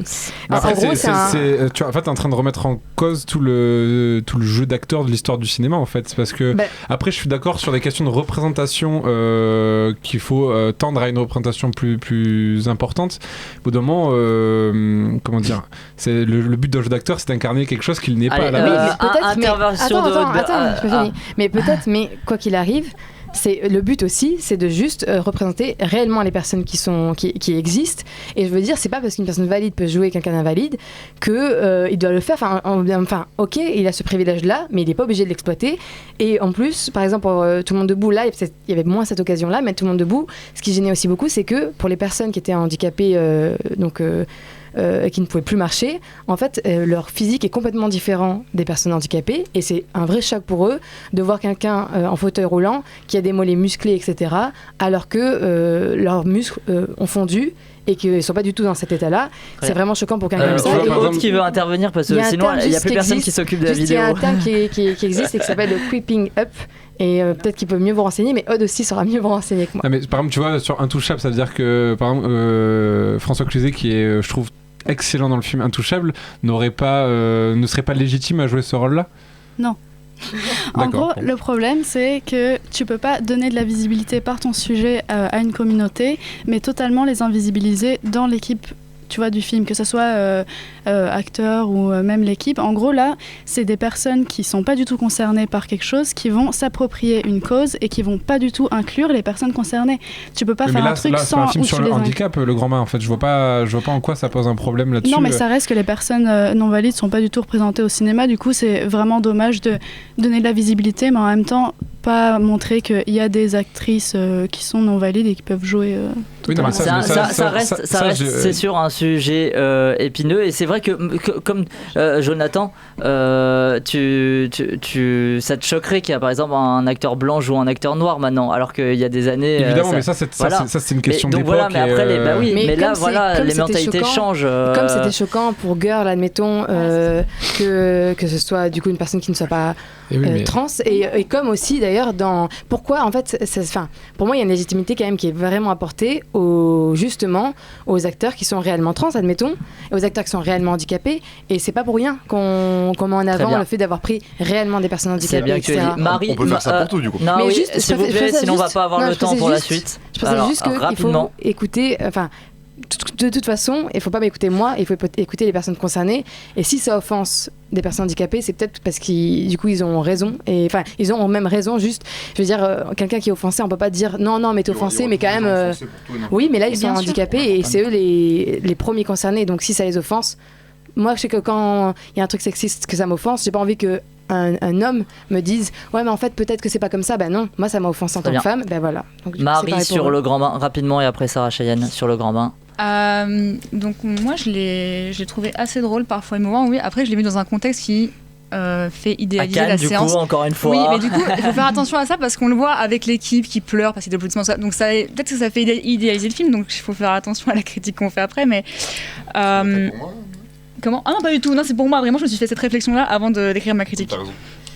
Le casting, je n'aime que la moitié du casting. C'est-à-dire que moi, ceux qui m'ont vraiment touché, c'est Philippe Catherine, Alban Ivanov, Leïla Bekti, Virginie Fira. C'est pour moi des acteurs qui sont très bons. Les autres m'ont beaucoup moins. Jean-Luc Anglade aussi. Alban Ivanov, on voit pas trop pourtant. Hein. Mais j'aime beaucoup cet acteur. Donc, ouais, voilà. on le voit pas trop. Et je trouvais qu'il y avait au niveau de la mise en scène, il y avait des choix intéressants et des propositions, notamment. Je sais pas si on parlait de la même scène, du coup, Jonathan, mais non, c'était la compétition, je pense, une scène où on les voit nager et il y a beaucoup de jeux de lumière, de couleurs, c'est très sombre et j'ai trouvé cette scène très belle et assez émouvante. Sur Easy Lover, non ? Je ne me rappelle pas de la musique. Et je trouve aussi c'est assez intéressant de parler de la dépression à travers un sujet comme ça parce que c'est pas très souvent représenté au cinéma, l'attention synchronisée, tout ça, c'est un sujet qu'on n'aborde pas vraiment. Et en plus de représenter les corps des acteurs sans jugement, juste de manière simple, sans retouche. On se demandait si la schiste a été retouchée, je pense pas. Mais du coup, j'ai trouvé ça intéressant juste de la représentation des corps. Très bien. Mais vas-y rapidement parce qu'on est déjà très très en retard. Tu prends un acteur noir et tu ne le fais pas parler. Déjà, ça fait quota et en plus, c'est hyper gênant. Moi, ça m'a beaucoup gênée de ne pas voir cet acteur parler.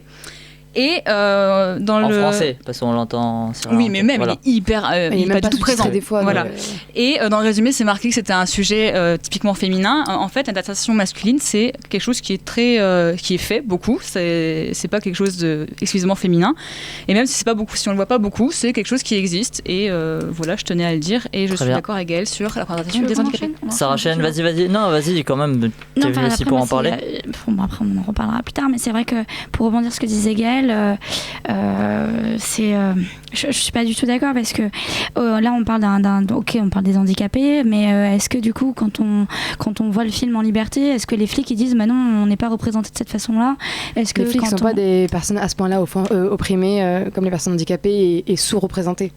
Le problème, c'est qu'il y a une visibilité des personnes handicapées et qu'ils se sentent eux-mêmes invisibles et que ça les gêne réellement que dans les films ils soient pas là. Mais en fait, ils sont pas là parce que quoi ? Parce que c'est pas quelqu'un de handicapé qui les représente. Est-ce qu'on a besoin mais est-ce qu'on a vraiment besoin de ça ?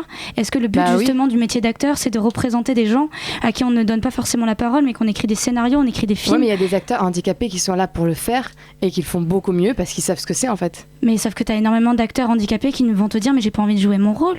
Mais parfois ils sont obligés quand ils sont tétraplégiques de jouer leur rôle. Bien sûr, oui, ça forcément, mais je veux dire, c'est pas parce que par exemple tu es handicapé que tu peux pas jouer Hamlet et que tu. Non, mais c'est une condition physique aussi, c'est ça que je veux dire. Ouais, mais je sais pas, le fait qu'on n'est pas obligé de prendre des acteurs handicapés pour jouer des handicapés. Mais je pense que c'est quand même. L'acteur dans Girl, tu vois, pour moi il est incroyable et c'est pas parce qu'il a une paire de couilles et qu'il veut rester un homme que pour moi sa performance c'est qu'il ne. Mais et qu'il ne parle pas de. Non, mais c'est pas ça, c'est qu'il. Je pense que il n'était pas obligé d'être transsexuel pour jouer un transsexuel. On dit dans ces cas-là, dans la vie, juste on dit trans identité. Il y a une transidentité ou voilà, mais transsexuel, ça n'existe pas. Oui, d'accord, ça n'existe pas, mais pourtant ils sont présents. Mais je veux dire, c'est. Non, mais ça c'est pas un terme utilisé. Oui, pardon. Le débat va durer et on est obligé de le clore. Il est très intéressant, mais on en reparlera sûrement. Le clore pour le film Le Grand Bain, parce que dans la piscine il y a du chlore. Voilà, c'est ça. On va pas écouter la bande-annonce du film, mais du coup d'après, donc parce que après le Grand Bain, qu'est-ce qu'on fait ? On sort du bassin, on se sèche et on passe au grand bal de Laetitia Carton. Au Grand Bal, depuis 27 ans, on danse pendant 7 jours et 8 nuits. Toute la journée, on apprend des danses dans des ateliers. Et les soirs, c'est les bals. On peut danser jusqu'au petit matin. Et là, on recommence. Et entre-temps, on essaie de voler quelques heures pour dormir. On est plus de 2000 à perdre comme ça ensemble la notion du temps.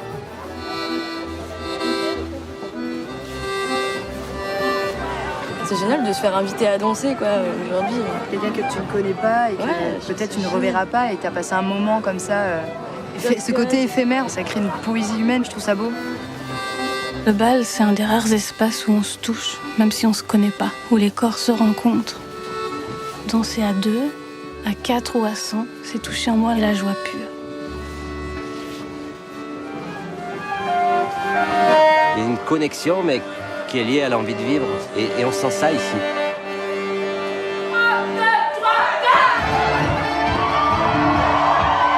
Le nombre de mecs aujourd'hui qui me demandent que je les guide, c'était pas ça avant.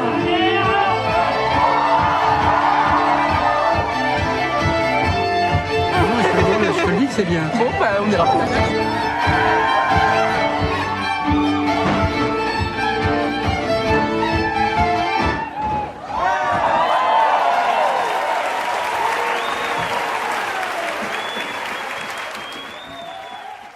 Donc on va danser avec Laetitia Carton, Le Maison en Grand Bal, carton.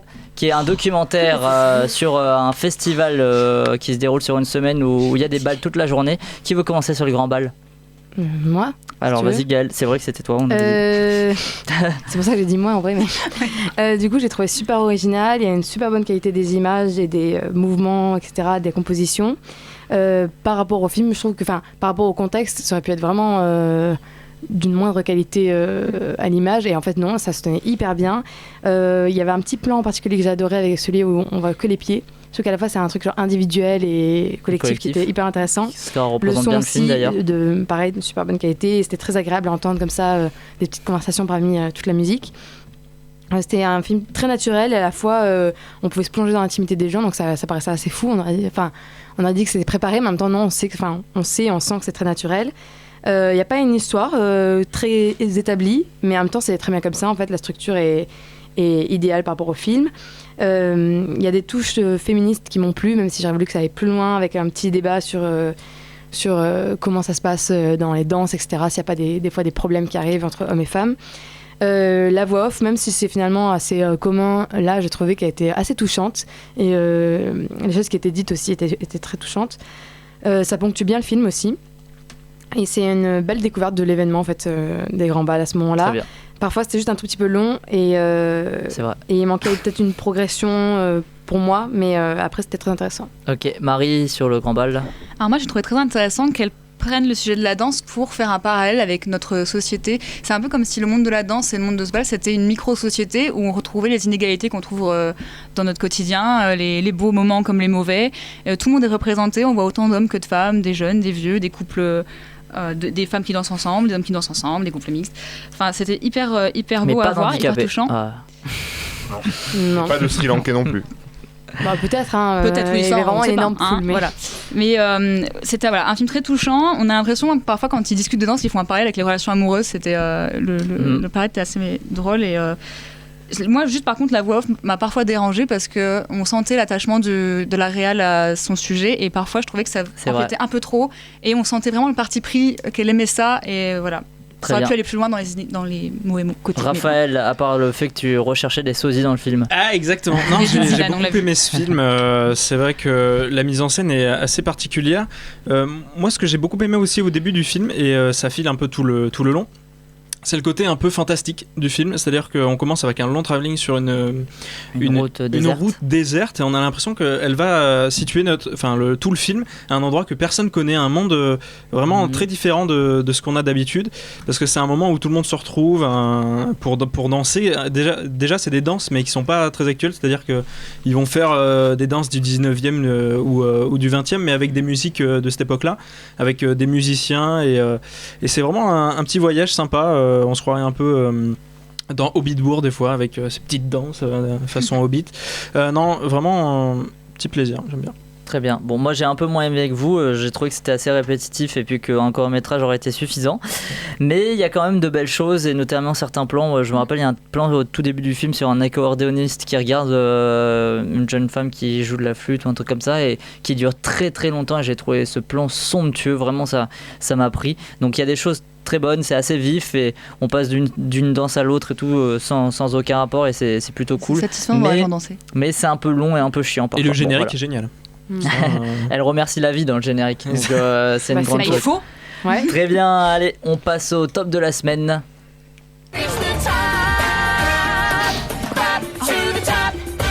Alors, 2 tops cette semaine même, puisqu'il y a les films de la semaine dernière. Donc, chacun votre top 1 de la semaine dernière.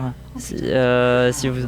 Il y avait Halloween, il y avait Le Grand Bain qui était dans la semaine dernière, Cold War, voilà. Donc, on commence. Donc, allez, on commence, William. Top 1 à égalité, j'ai pas réussi à les départager, Le Grand Bain et Cold War. Ok, Raphaël. Halloween et Cold War en second, c'est vraiment des très bons films. Et premier Halloween. Ah, d'accord. Non, mais premier de la semaine dernière. Oui, c'est ça, c'est bon, ok. Marie. Cold War. Cold War, Gaël. Halloween, je sais plus où on a été là. Jonathan. Le Grand Bain.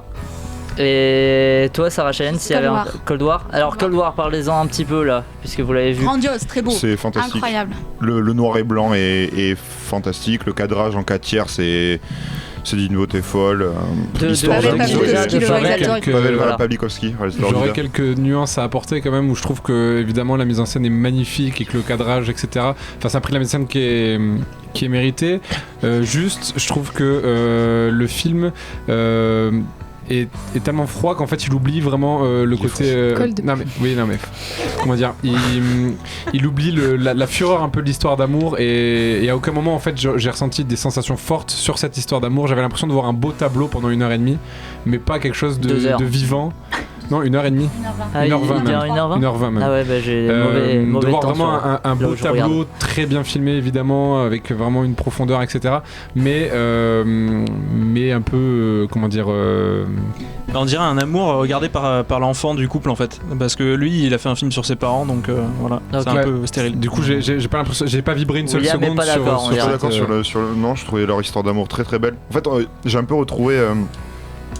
les problèmes, on va dire, qu'ont Emma Stone et Ryan Gosling à un certain moment dans La La Land. Ce moment où ils n'arrivent pas à interchanger. En termes de sensation, c'est pas du tout la même chose. Moi, j'ai préféré Ida de... Mais après, c'est une époque où ils montraient pas trop leurs sentiments, donc c'est vrai que c'est un peu compréhensible dans le film, je trouve. Oui, mais dans Carole, c'est un film où on montre pas les sentiments, et pourtant, c'est pour moi, à mon sens, bouleversant. Donc, je pense, je trouve qu'il y a une petite mise à distance, une mise en scène formidable, mais une mise à distance des sentiments qui est pour moi un peu gênante. Mais ça reste un très beau film. Ok, donc pour cette semaine-là, c'était donc 3e Cold War si on résume tout, 2e Le Grand Bain et 1er Halloween.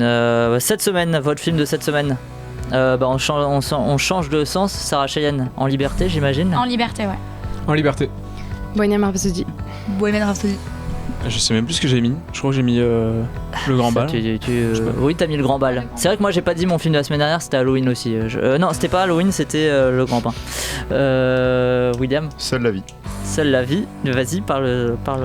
Alors c'est un film que vous n'allez pas avoir, si vous êtes sur Montpellier, vous n'allez pas avoir la chance de le voir parce qu'il est très très mal distribué. C'est un film avec un très bon casting pourtant, avec Oscar Isaac, avec Olivia Cook. Wilde. Olivia Wilde. Ouais. La fille après qui joue dans Ready Player One, je sais plus comment ça s'appelle. Ouais. Qui joue dans...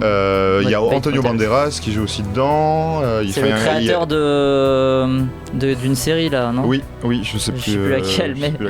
Et c'est un film très très beau qui touche qui parle de thématiques qui me touchent particulièrement, donc tout ce qui est le destin, le fait que un petit truc dans sa vie personnelle peut engendrer quelque chose dans la vie de quelqu'un d'autre et le changer totalement, et le fait de changer totalement, ça va changer quelque chose dans la vie de quelqu'un d'autre.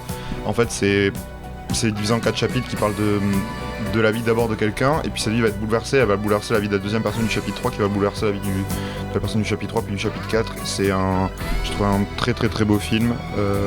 Voilà. Donc si vous pouvez le voir plus tard, regardez-le. Mon top 1 c'est En liberté, mais j'ai aussi vu Chacun pour tous du coup, de Vianney Le Basque qui raconte ce que tu disais tout à l'heure. J'ai trouvé que c'était un film assez sympathique, mais après c'est pas exceptionnel ni super drôle. Bon voilà, ça s'oublie vite, mais c'est sympa sur le moment.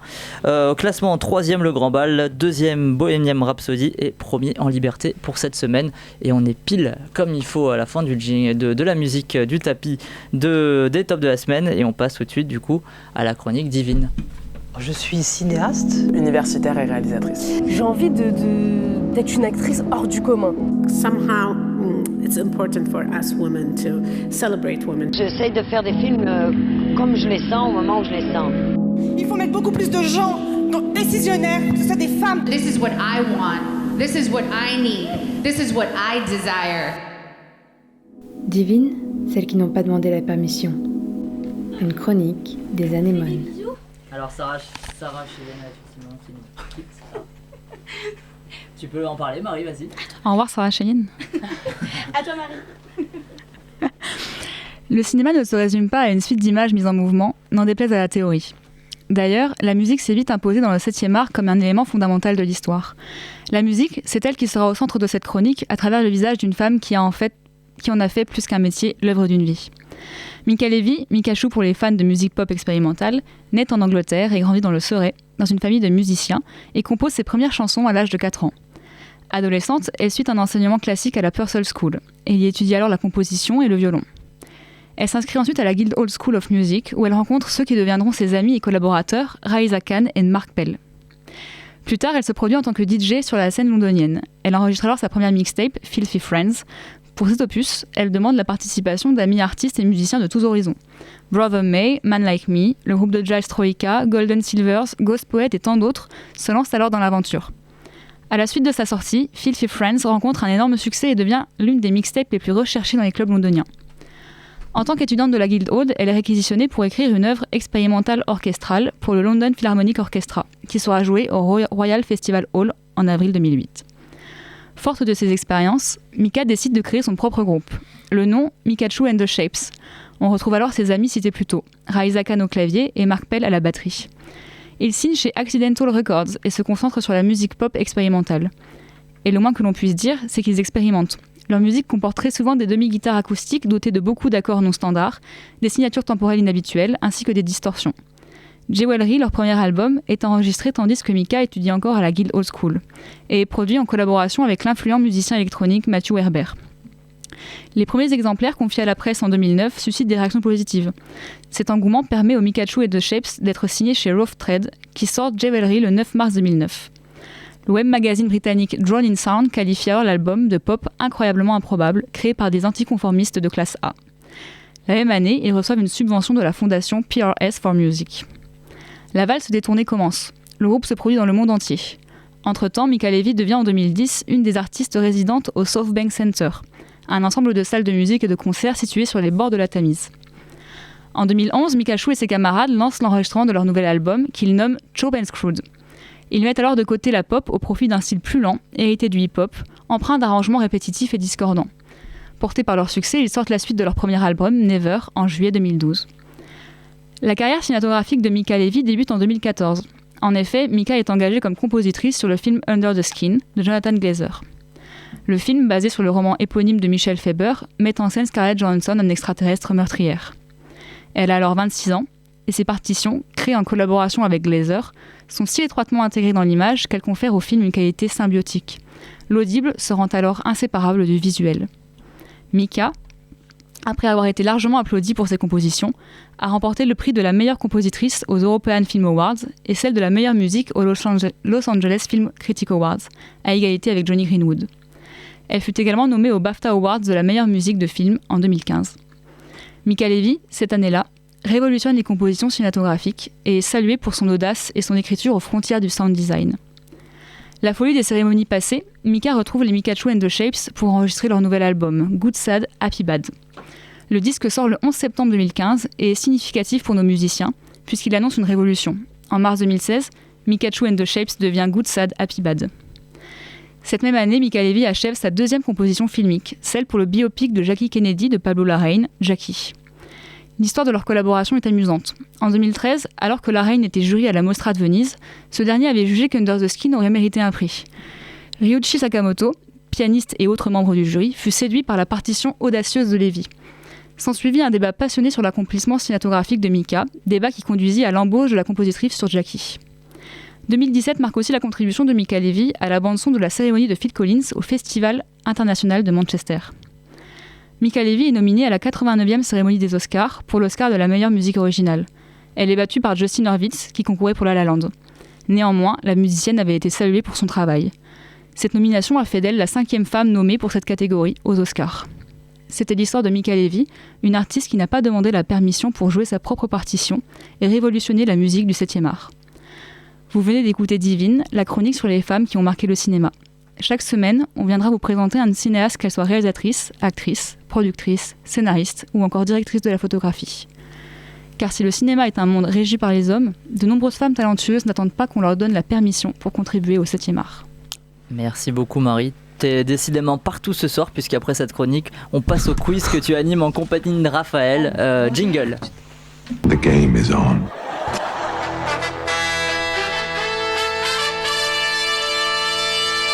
It's gonna be legendary.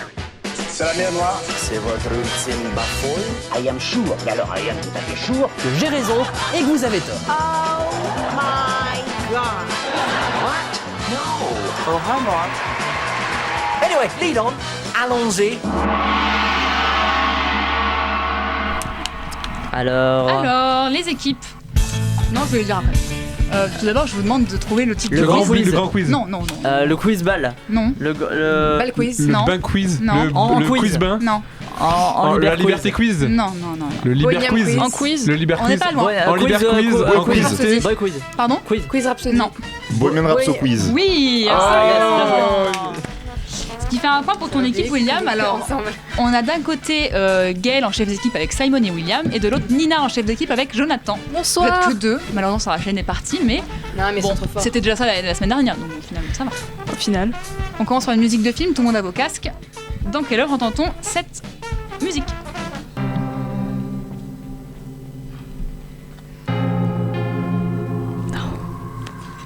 Ça a un lien avec les films. Only God Forgives. Non. Ça a toujours un rapport avec la semaine, on est d'accord? Oui.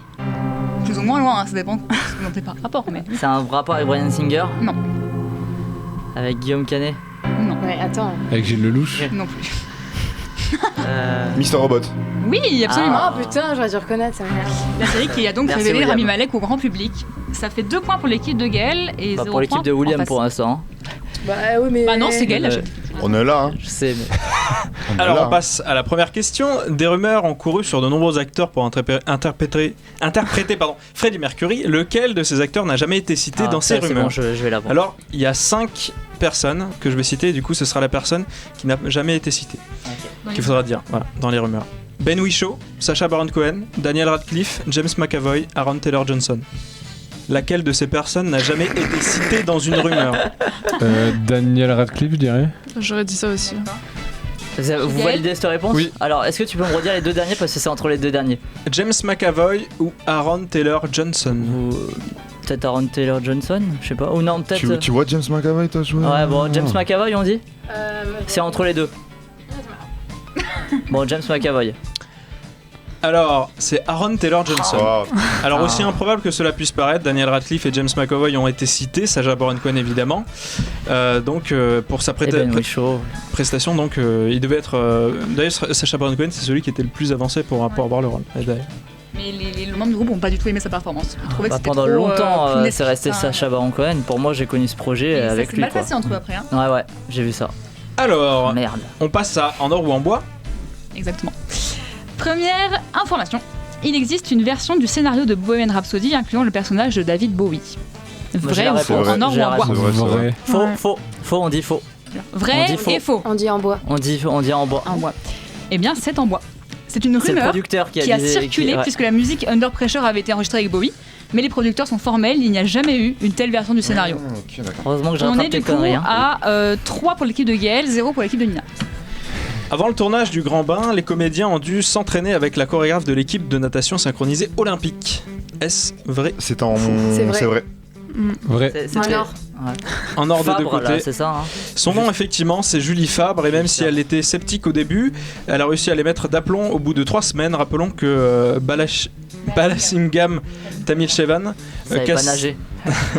Castel la Sauvage avait menti et ne savait pas nager, et que Félix Moati ne supportait pas de mettre la tête sous l'eau. Ne savait pas nager, mais il savait bien fumer un bédo. Elle a eu du courage. Ce qu'a dit Benoît Poulward dans l'émission Click. J'ai lu les secrets de ton âme. Ah ouais, halluciné.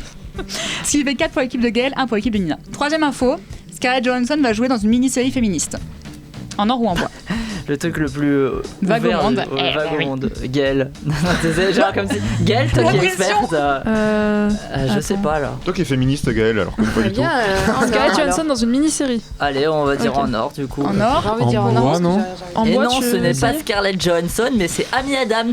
Non, je dirais en bois. En bois, Moi, essaye. ça me tente. Moi, je te suis. Hein. Alors, Là, en bois celle-là, j'ai pas d'idée. En bois chez Nina. Ouais. Et en bois aussi. Allez, en bois, allez. En bois chez Gaël, c'est en bois. Parce que c'est Cate Blanchett qui va jouer dans une mini-série féministe. Ça s'appellera Mrs. America et ce sera sur l'histoire du mouvement de ratification de l'amendement pour l'égalité des droits, avec une réaction d'une femme conservatrice qui s'appelle Phyllis Schlafly. Elle jouera du coup ce rôle-là. Et ce sera écrit par David Waller. Voilà. Très bien. Ce qui fait 5 pour l'équipe de Gaël et 2 pour l'équipe de Nina. Alors, dernier en or ou en bois, écoutez bien. Idris Elba a été élu homme le plus sexy du monde. Est-ce vrai ou faux? Attends. Oui, mais attends. Il a dit écoutez bien. Donc, est-ce qu'il n'y a pas un truc en mode le plus bel homme de l'univers ou un truc comme ça? L'homme le plus sexy au monde. Idris Elba a été élu homme le plus sexy du monde. Oh yeah, c'est en bois. Je suis sûr que c'est en. Vrai, en or. En bois. Je suis sûr que c'est en univers, de l'univers. C'est l'homme le plus sexy. C'est vrai, il n'y a pas eu de question piège. Voilà. Il a précisé dans son discours de remerciement, maman va être très très très fière. Voilà. Okay. Ça, sa mère. Ça fait 6 pour l'équipe de Gaël. On passe à la Netflix Quiz. Un fait totalement inédit est advenu sur la planète Netflix cette semaine. Parmi cette liste de faits, lequel s'est réellement produit? Ça veut dire qu'on en a inventé 4 autres. Il y en a un seul qui est vrai. Trop cool. Première info. Une association de malvoyants a porté plainte contre la série Daredevil. Une association satanique a porté plainte contre la série Les Nouvelles Aventures de Sabrina. Des alcooliques anonymes américains ont porté plainte contre la série Maniac. Une association mafieuse a porté plainte contre la série La Casa de Papel pour plagiat. La couronne britannique a porté plainte contre la série The Crown. Bon, je tiens à dire qu'on vous a grillé avec Nina parce que dans l'émission Comics Discovery, on était lundi, on en a parlé. Donc, mais on peut leur dire qu'ils ont quand même super bien bossé. Je trouve que toutes sont très. Aussi on a essayé de noyer dans la masse. Hein. Alors vas-y, Nina, je te laisse dire. Les deux personnes sont dans des groupes différents. C'est ça. Qu'est-ce qu'auraient dit les autres? Moi, je veux juste savoir ce que qu'est-ce que vous aurez dit? Moi, j'aurais dit le 3. Les alcooliques anonymes. Ouais. Ok. Le truc satanique là. D'accord, et William, t'aurais dit quoi? La plus improbable, vu ce qu'a dit Nina, donc je sais pas, la plus improbable. Bah d'accord, c'est pas ta réponse. Sur le truc Sabrina là, je suis sûr. En tout cas, c'est Jonathan qui a la bonne réponse. Ok, c'est ça, exactement. Du coup, le temple satanique a porté plainte contre Sabrina car ils ont utilisé dans un épisode une statue de Baphomet, du coup leur dieu. Et du coup, c'est apparemment protégé par les droits d'auteur. Et le porte-parole a dit que Sabrina leur faisait de la mauvaise publicité. Du coup, ils ont porté plainte. En disant, en fait, Sabrina dit qu'on est malfaisant, alors on porte plainte que c'est pas vrai. Voilà. Moi, je vais aller à Comics Discovery plus toutes souvent. les semaines. Du coup, tu vas avec 18h le lundi sur Radio Campus Montpellier. 7-3 pour l'équipe de Gaël. Oui, bah oui, vous avez tous les deux. C'était pour parler d'un film en particulier ou non, c'était pour parler de The Cinema Show et de sympa. Marvel 1602. La semaine dernière aussi, ils ont parlé de Sabrina. La semaine dernière. Je crois qu'ils n'ont pas aimé. Et que je vends d'ailleurs si vous voulez l'acheter. D'accord, très bien. D'ailleurs, j'aime pas trop. Je crois que Jonathan va bientôt vendre une voiture aussi. Je vends l'Empire du Soleil de Spielberg en DVD aussi. Yes. Ah, je le veux bien. On va passer au qui a dit. J'ai auditionné avec Mathieu. C'est drôle, non? Je ne l'ai jamais dit en public auparavant. J'ai eu une audition avec Mathieu et elle était absolument fantastique. Fantastique, pardon. Mais ça n'aurait pas donné le même. Jack et Rose, Kate et Léo. Leonardo DiCaprio. Kate Winslet. Ouais. Bravo Jonathan. Alors qui est revenu sur son audition pour Titanic et a raconté qu'elle avait passé avec Matthew McConaughey. Donc lui-même en a parlé dernièrement et a avoué qu'il aurait bien aimé jouer le rôle de Jack, mais qu'on ne l'avait jamais. Tu m'étonnes. Il n'aurait pas aimé. 7-4 pour l'équipe de Gaël. On passe à la recette parfaite. Donc là, on va vous citer des attributs. Voilà, et il va falloir trouver la personne. Ouais, sympa. J'ai le métier de Jean-Paul Belmondo. J'ai les cheveux de Sigourney Weaver. J'ai les yeux d'Amy Adams. Ma meilleure amie a joué Katniss Everdeen. Jennifer Lawrence. Non, c'est la meilleure amie. Ma meilleure amie. Je fais la même taille qu'Elijah Wood. J'ai le début de carrière de Jonah Hill. J'ai le talent de Hugh Jackman. Oui, absolument. Emma Stone, qui a eu 30 ans tout rond hier et elle sera bientôt à l'affiche de The Favourite. Alors à la fin, c'était vraiment. J'ai le vrai prénom d'Aaron Granger et j'ai le nom du réalisateur de Platoon. Voilà. Alors. 8 à 4.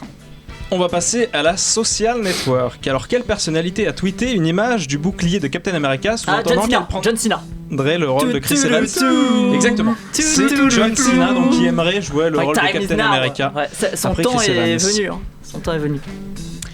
9 à 4 pour l'équipe de Gaël. Ils sont trop forts là ce soir. Il y a Jonathan et Nina qui n'ont pas réagi. Alors, la Sherlock Holmes, ça vaut 3 points. Concentrez-vous. Je vais vous énoncer un crime. Bon, j'ai pris crime au sens large, parce que c'est pas forcément un crime extrêmement horrible, mais bon là. Je me suis gentiment payé la tête d'un acteur australien pour parodier les publicités politiques et appeler l'Académie à plutôt voter pour moi. L'Académie des Oscars. Donald Trump? Non. Ah, l'Académie des Oscars. Ryan Reynolds. Oui, c'est ça, Ryan Reynolds, qui a tourné une fausse publicité sur fond de discours politique pour descendre gentiment Hugh Jackman, qui est pressenti pour les Oscars, il est dans les favoris, et pour inviter l'Académie à plutôt voter pour lui que pour Hugh Jackman. Ce qui fait 3 points en plus pour l'équipe de Gaël. On est à 12 contre 4 pour l'équipe de Nina. Plus tu dis l'équipe de Gaël, moins je me sens légitime. Tu es légitime, Gaël. Tu es légitime. Et du coup, comme Bohemian Rhapsody pour Queen et Freddie Mercury, rendons hommage aux musiciens avec ce quiz spécial biopic sur des musiciens. D'accord. Qui c'est celui-là? Oh merde. Alors, qui c'est celui-là? Cherry Curry. Ray. Dreamgirls. Non. Runaways. Exactement, les Runaways. J'avais donné les indices. Du film, fallait dire le nom de la personne. The Runaways. Non, j'ai dit le nom de la personne. Dakota Fanning, si tu veux. Cherry Curry. Ouais, faut dire le film. Allez, 4 points supplémentaires qui la joue. Effectivement, un film réalisé par Floria Sigismondi. Voilà. Non mais parce que vous avez dit qui c'est celui-là et du coup je cherchais un homme qui s'appelait Cherry Curry, du coup non, elle est jouée par Dakota Fanning, du coup. Donc qui c'est celle-là? Qui c'est celle-là? C'est vrai, c'est vrai. Non mais dis donc. Non mais dis donc. Prenez vos casques, une réplique, un film, vous avez tous les casques, oui. Donc de quel film provient cette scène? The Doors. Et puis cette nouvelle tenue, comment ça s'appelle? Mais c'était rapide, mais non. J'ai tenté. Ray. Non. Regarde. Bus Palladium. Non. Quoi? Good Vibration. Non. Miles Davis. Non. C'est Cataline. Ray encore. Gala on Up. Non. NWA. C'est un film sur un artiste français. Je vais arriver. Gainsbourg. Non. Oui. Ah, j'ai pensé. Florent Emilio Siri, le réalisateur avec Jérémy Régnier. Ce qui fait 13-5 pour l'équipe de Gaël. Oh là là. On se fait exploser. Alors, on passe à Merci le Québec. Il était une fois John. C'est quoi le nom du coup du film en France? Il était une Once Upon John. Il était une fois John. Once Upon John. John qui? Alors John, il faut le trouver aussi. Somewhere Boy. Lennon. Across the Universe, même. Quel film sur John Lennon? Somewhere Boy. Non. Moi je connais pas. On a parlé Nowhere Boy. Exactement. Comment? Nowhere Boy. Bien joué. La réalisatrice Sam Taylor Johnson, donc sortie en 2010, tout à fait. Voilà, sur les débuts de carrière, le début de carrière de John Lennon. Somewhere, Nowhere. C'est ça, Sarah Taylor Johnson qui joue John Lennon. Oui. Donc ça fait 13-6 pour l'équipe de Gaël. Je me fais perdre tous les points. On passe au pas tourné. Parmi ces biopics de chanteuses et musiciennes dont le titre se résume à leur prénom, lequel n'existe tout simplement pas. Je vais vous en citer 6. 6 C'est énorme. C'est que des prénoms, hein, Là, Nina. c'est juste un film qui n'existe pas. Parmi tous ces films, il y en a un qui n'existe pas. Ok. Nina, Bessie, Ella, Tina, Dominique, Selena. Lequel n'existe pas. C'est méga dur, j'en connais aucun. Ouais, moi j'en connais, mais. Nina, il existe, il est sur Netflix, je crois. Faut pas le dire. Tu pourrais nous dire un nom, mais pas. Non, mais il a dit Nina, elle existe, elle est dans l'équipe de The Cinema Show. C'est ça qu'il a dit. William, t'inquiète, j'ai pas entendu. Vous voulez que je les répète? Oui. Nina, Bessie, Ella, Tina, Dominique, Selena.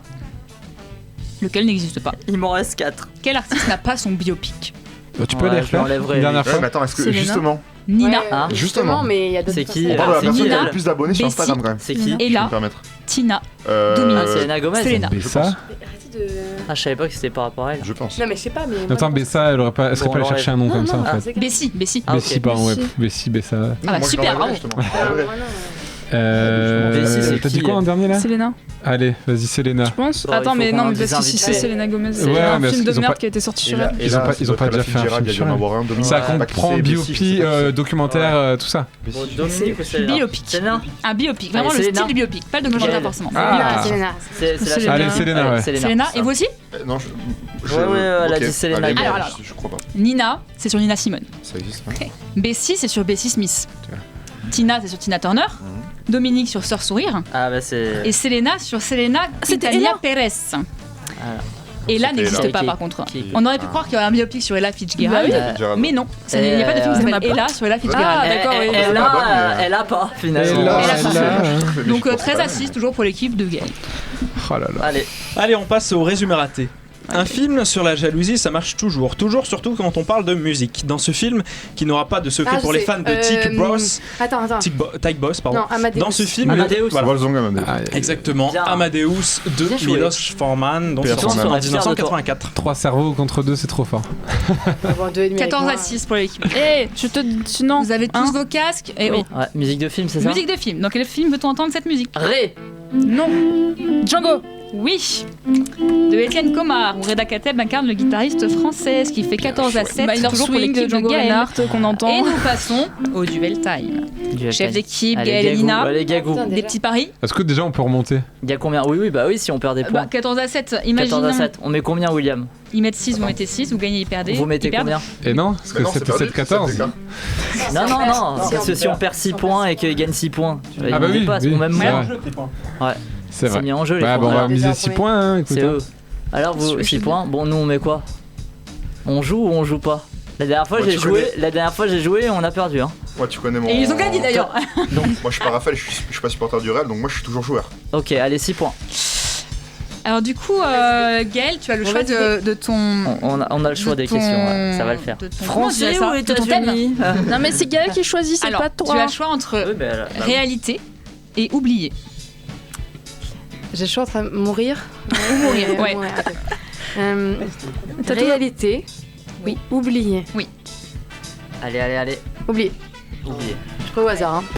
Alors, pour avoir joué, lequel de ces musiciens ou musiciennes, une actrice ou un acteur n'a pas reçu d'Oscar? Est-ce que vous comprenez la question? Non, attends, parce que moi tes questions, Raphaël, sont toujours nulles. Alors, pardon. Non. C'est pas ce que je voulais dire. Alors, il y a certains, on va dire, comédiens qui ont fait des biopics. Ouais. Et du coup, et aux Oscars, les biopics, ça marche bien. Ouais. Voilà. Aussi. Donc, qui ont gagné un prix, pour leur performance, meilleur acteur. Pour lequel de ces rôles, c'est-à-dire, on va dire, sur Nina Simone, par exemple, l'actrice qui a joué Nina Simone, elle va avoir l'Oscar de la meilleure actrice. Et je l'explique parce que ça va. Et je vais donner que des rôles qui ont gagné des Oscars. Sauf un. Ok, bah en fait, il faudra. De ouf. Voilà. Okay, mais voilà. Exprime-toi mieux, Raph. Là, ça marche bien. Non, c'est moi, j'étais pas concentré. Alors, moi non plus. Hein. 4 propositions. Ray Charles, Johnny Cash, Władysław Spilsman, Edith Piaf. Ah, je l'ai. C'est quoi le troisième là? Władysław Spilsman.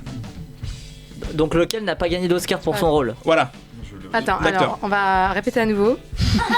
Ray Charles, Johnny Cash, Władysław Spilsman, Edith Piaf.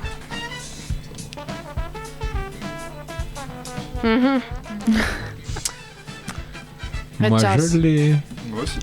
Alors pour Ray Charles. Du coup. Ok, donc du coup vous. T'as dit quoi? J'ai pas entendu. Les oubliés. Vous avez oublié. Super. Ah de merde. La question. Écoutez-moi. J'ai oublié la question. vous aurez 6 points direct. Là. Nina, présente. Quel film est un vrai biopic? C'est-à-dire qu'il parle d'une personne qui a réellement existé. D'accord, ok. Inside Llewyn Davis de Claire Cohen, 8 Miles de Curtis Hanson, Marguerite de Xavier Giannoli ou Love and Mercy de Bill Pollard. Mais... Dans ces 4 films... C'est tricheur, il y a de la triche. Ah non, pardon, non. C'est de la triche. Eh oh, Jonathan, Le dernier. tu te calmes. C'était quoi? Non, mais attends, moi dans ce cas, je change ma réponse là. Je vais donner les 4 en vrai. Ouvertement de la triche. Non, c'est pas vrai. Je t'ai dit oui. À chaque fois, Jonathan il fait ça en plus. Hein. Non, c'est pas vrai. Du coup, Marguerite. Hein. Non. Marguerite? Non. Alors, on se calme. Trop tard là, c'est bon. Oh. Je vais déjà donner la réponse de l'équipe de Gaël. J'ai même pas entendu la question. Non, il va la donner. Pardon. Alors, d'abord c'est la réponse des perdants. Pour le suspense, c'est mieux. Ça met du suspense aussi. On s'en fout. Bah oui. Alors, Alors, on s'en fout. Révisez votre Nagui encore une fois. Non, mais il est nul en maths, pas. Edith Piaf. Qui a eu Marion Cotillard, évidemment. Pour la nonne. Władysław Spilsman. Bonne question. Je sais pas. Simon, tu l'as pas? Władysław Spilsman, ouais. Qui a joué l'acteur? Non, je sais pas. Ils pensaient que c'était lui, ils ont fait Gaël. Non, c'est Johnny Cash avec Joaquin Phoenix. Ils font trop les gens sûrs. Ils font les gens sûrs alors qu'ils étaient pas sûrs. Non, mais il était sûr, c'est moi qui étais pas sûr. C'est Walk the Line, Johnny Cash. Du coup, le Ok. pianiste, du coup. Donc c'est pour le film Le Pianiste. Ah oui, d'accord. Roman Polanski. Adrien Brody, évidemment. Jamie Foxx pour Ray. Jamie Foxx pour Ray. Et Johnny Cash. Du coup, Joaquin Phoenix a été nommé, mais il n'a pas eu le prix pour Walk the Line en 2006. Et donc, d'où pour vous? Non, on n'a pas. C'est le dernier, c'est la Van Mercy. Inside et Win Davis. C'est inspiré de Jack Elliott et Dave Van Rank, mais c'est pas un review. Et de Townes Vincent aussi. 8 Mile, c'est inspiré de Eminem. D'Eminem, c'est forcément. pas lui. Marguerite, c'est inspiré de Florence Foster Jenkins, mais c'est pas elle. Okay. Par contre, Love and Mercy, c'est la vie de Brian Wilson, le compositeur des Beach Boys. Du coup, vous perdez tous les deux 6 points. Vous tombez à 8 pour Gaël et 1 pour Nina. Ce qui fait une victoire de l'équipe de Gaël. Gaël, elle aurait eu l'autre question, elle aurait eu bon, elle a dit. Hein. Ouais. Mais c'est la vie. Et vous avez gagné quand même. Voilà. Je le savais. Hein. Très bien. Ah, ok. Oui. Et ben, moi, je pensais que vous alliez faire une petite question sur Emma Thompson. On peut pas tout faire, Nina. Emma Thompson qui jouait dans Seule la vie d'ailleurs de tout à l'heure. Et parce que ça fait 15 ans que Love Actually est sorti, elle a reçu elle a été anoblie, elle est dame maintenant. Ah, bravo. Aujourd'hui, voilà. On peut la bravo Emma Thompson. Voilà. Merci Emma Thompson. Je fais des bisous à Mathieu et Pauline. C'est quoi Love Actually? Je sais pas. Les événements, pas le 48 heures, mais le 16 novembre, pardon. Vas-y Gaël. Toujours le 16 novembre, j'essaie de faire au plus chier les gens avec cette date, mais au moins vous allez la retenir. Non, mais vous allez retenir. C'est notre lancement, donc soirée de lancement pour les anémones, avec un cercle de lecture à 16h30, suivi d'une projection, et ça se terminera par un concert et une exposition d'œuvres. C'est toute ta vie quand tu le dis. Non, pardon, attends. Hey, un cercle de lecture sur les sorcières de Mona Chollet, un film projeté, A Girl Walks Home Alone at Night, suivi d'un concert d'Athénaïs. Venez tous et toutes bien nombreux et nombreuses. Ça, super et demain, vous pouvez me retrouver avec d'autres personnes de l'association sur un stand de 15h à 17h et prendre des petits gâteaux bien sympas et bien pas chers. À Paul va. Et sinon, mardi prochain, le Ciné Club Jean Vigo réouvre ses portes et il y aura la fureur de vivre de Nicolas Ray avec Mr. James Dean. Voilà. Et le 26 novembre, mardi, on est là pour tous faire sa pub. Le 26 novembre, à l'Utopia, il y a une séance Ciné Campus. Du coup, on reprojette la leçon de piano de Jane Campion. Ah, voilà. Chef-d'œuvre absolu. C'est la Palme d'Or féminine à l'heure actuelle encore. Voilà, et qui est un très bon film. Très bien, je remercie toute l'équipe présente du coup à mes côtés ce soir. Remerciements aussi à Dorian ainsi qu'à Aude pour qui c'était la grande première derrière la réalisation vidéo de l'émission. Non, pas la grande première, mais entièrement, oui. Ah bah du coup, grande première, voilà. Grande première, toute seule, bravo. La semaine prochaine, son ordinateur. En plus, elle commente elle-même des trucs pour se lancer des louanges. Non, elle dit juste que la vidéo est super bien montée. La semaine prochaine, on parlera de 3 films: High Life de Claire Denis, Saltan à l'Hôtel El Royal de Drew Goddard et Heureux comme Lazaro d'Alice Rohrwacher. La semaine prochaine sortira aussi le nouvel album d'Anderson Paak, Oxnard. Pour nous faire patienter encore quelques jours, l'auteur-compositeur d'Oxnard, du coup en Californie, nous a donné un petit cadeau en dévoilant son dernier clip en featuring avec le rappeur de Compton, Kendrick Lamar. Ça s'appelle Teens et on s'écoute ça tout de suite. Bonne semaine à vous. The Cinéma Show, c'est tous les mercredis sur Radio Campus Montpellier, mais c'est encore un peu maintenant.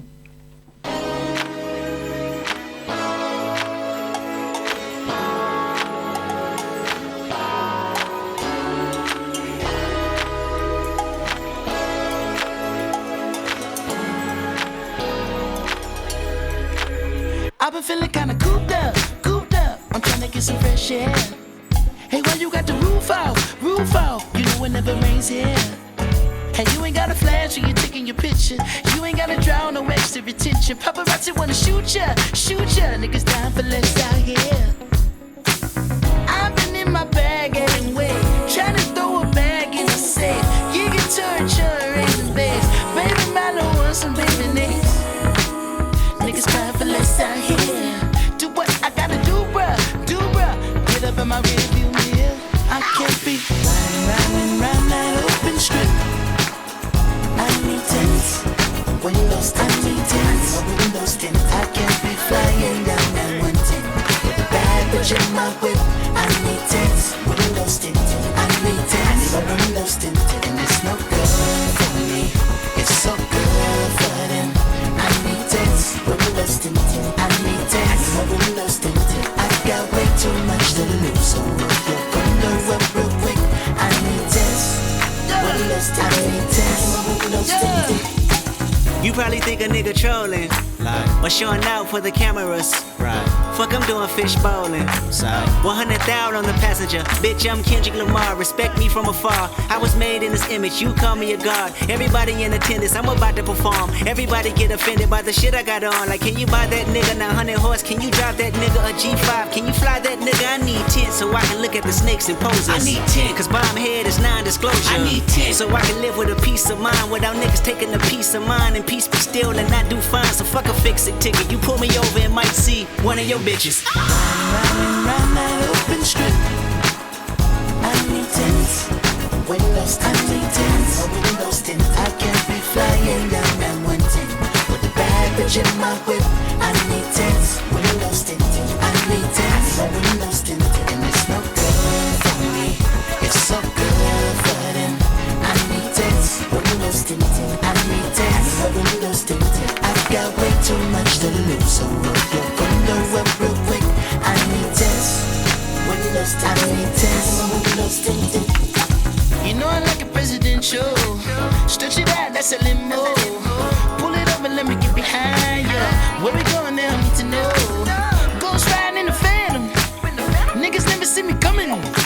She wanna hold me like a ransom, but the money keep me running. And all, I've been in my bag anyway, trying to throw a bag in the safe. You get torture, raising babes. Baby, I don't want some baby names.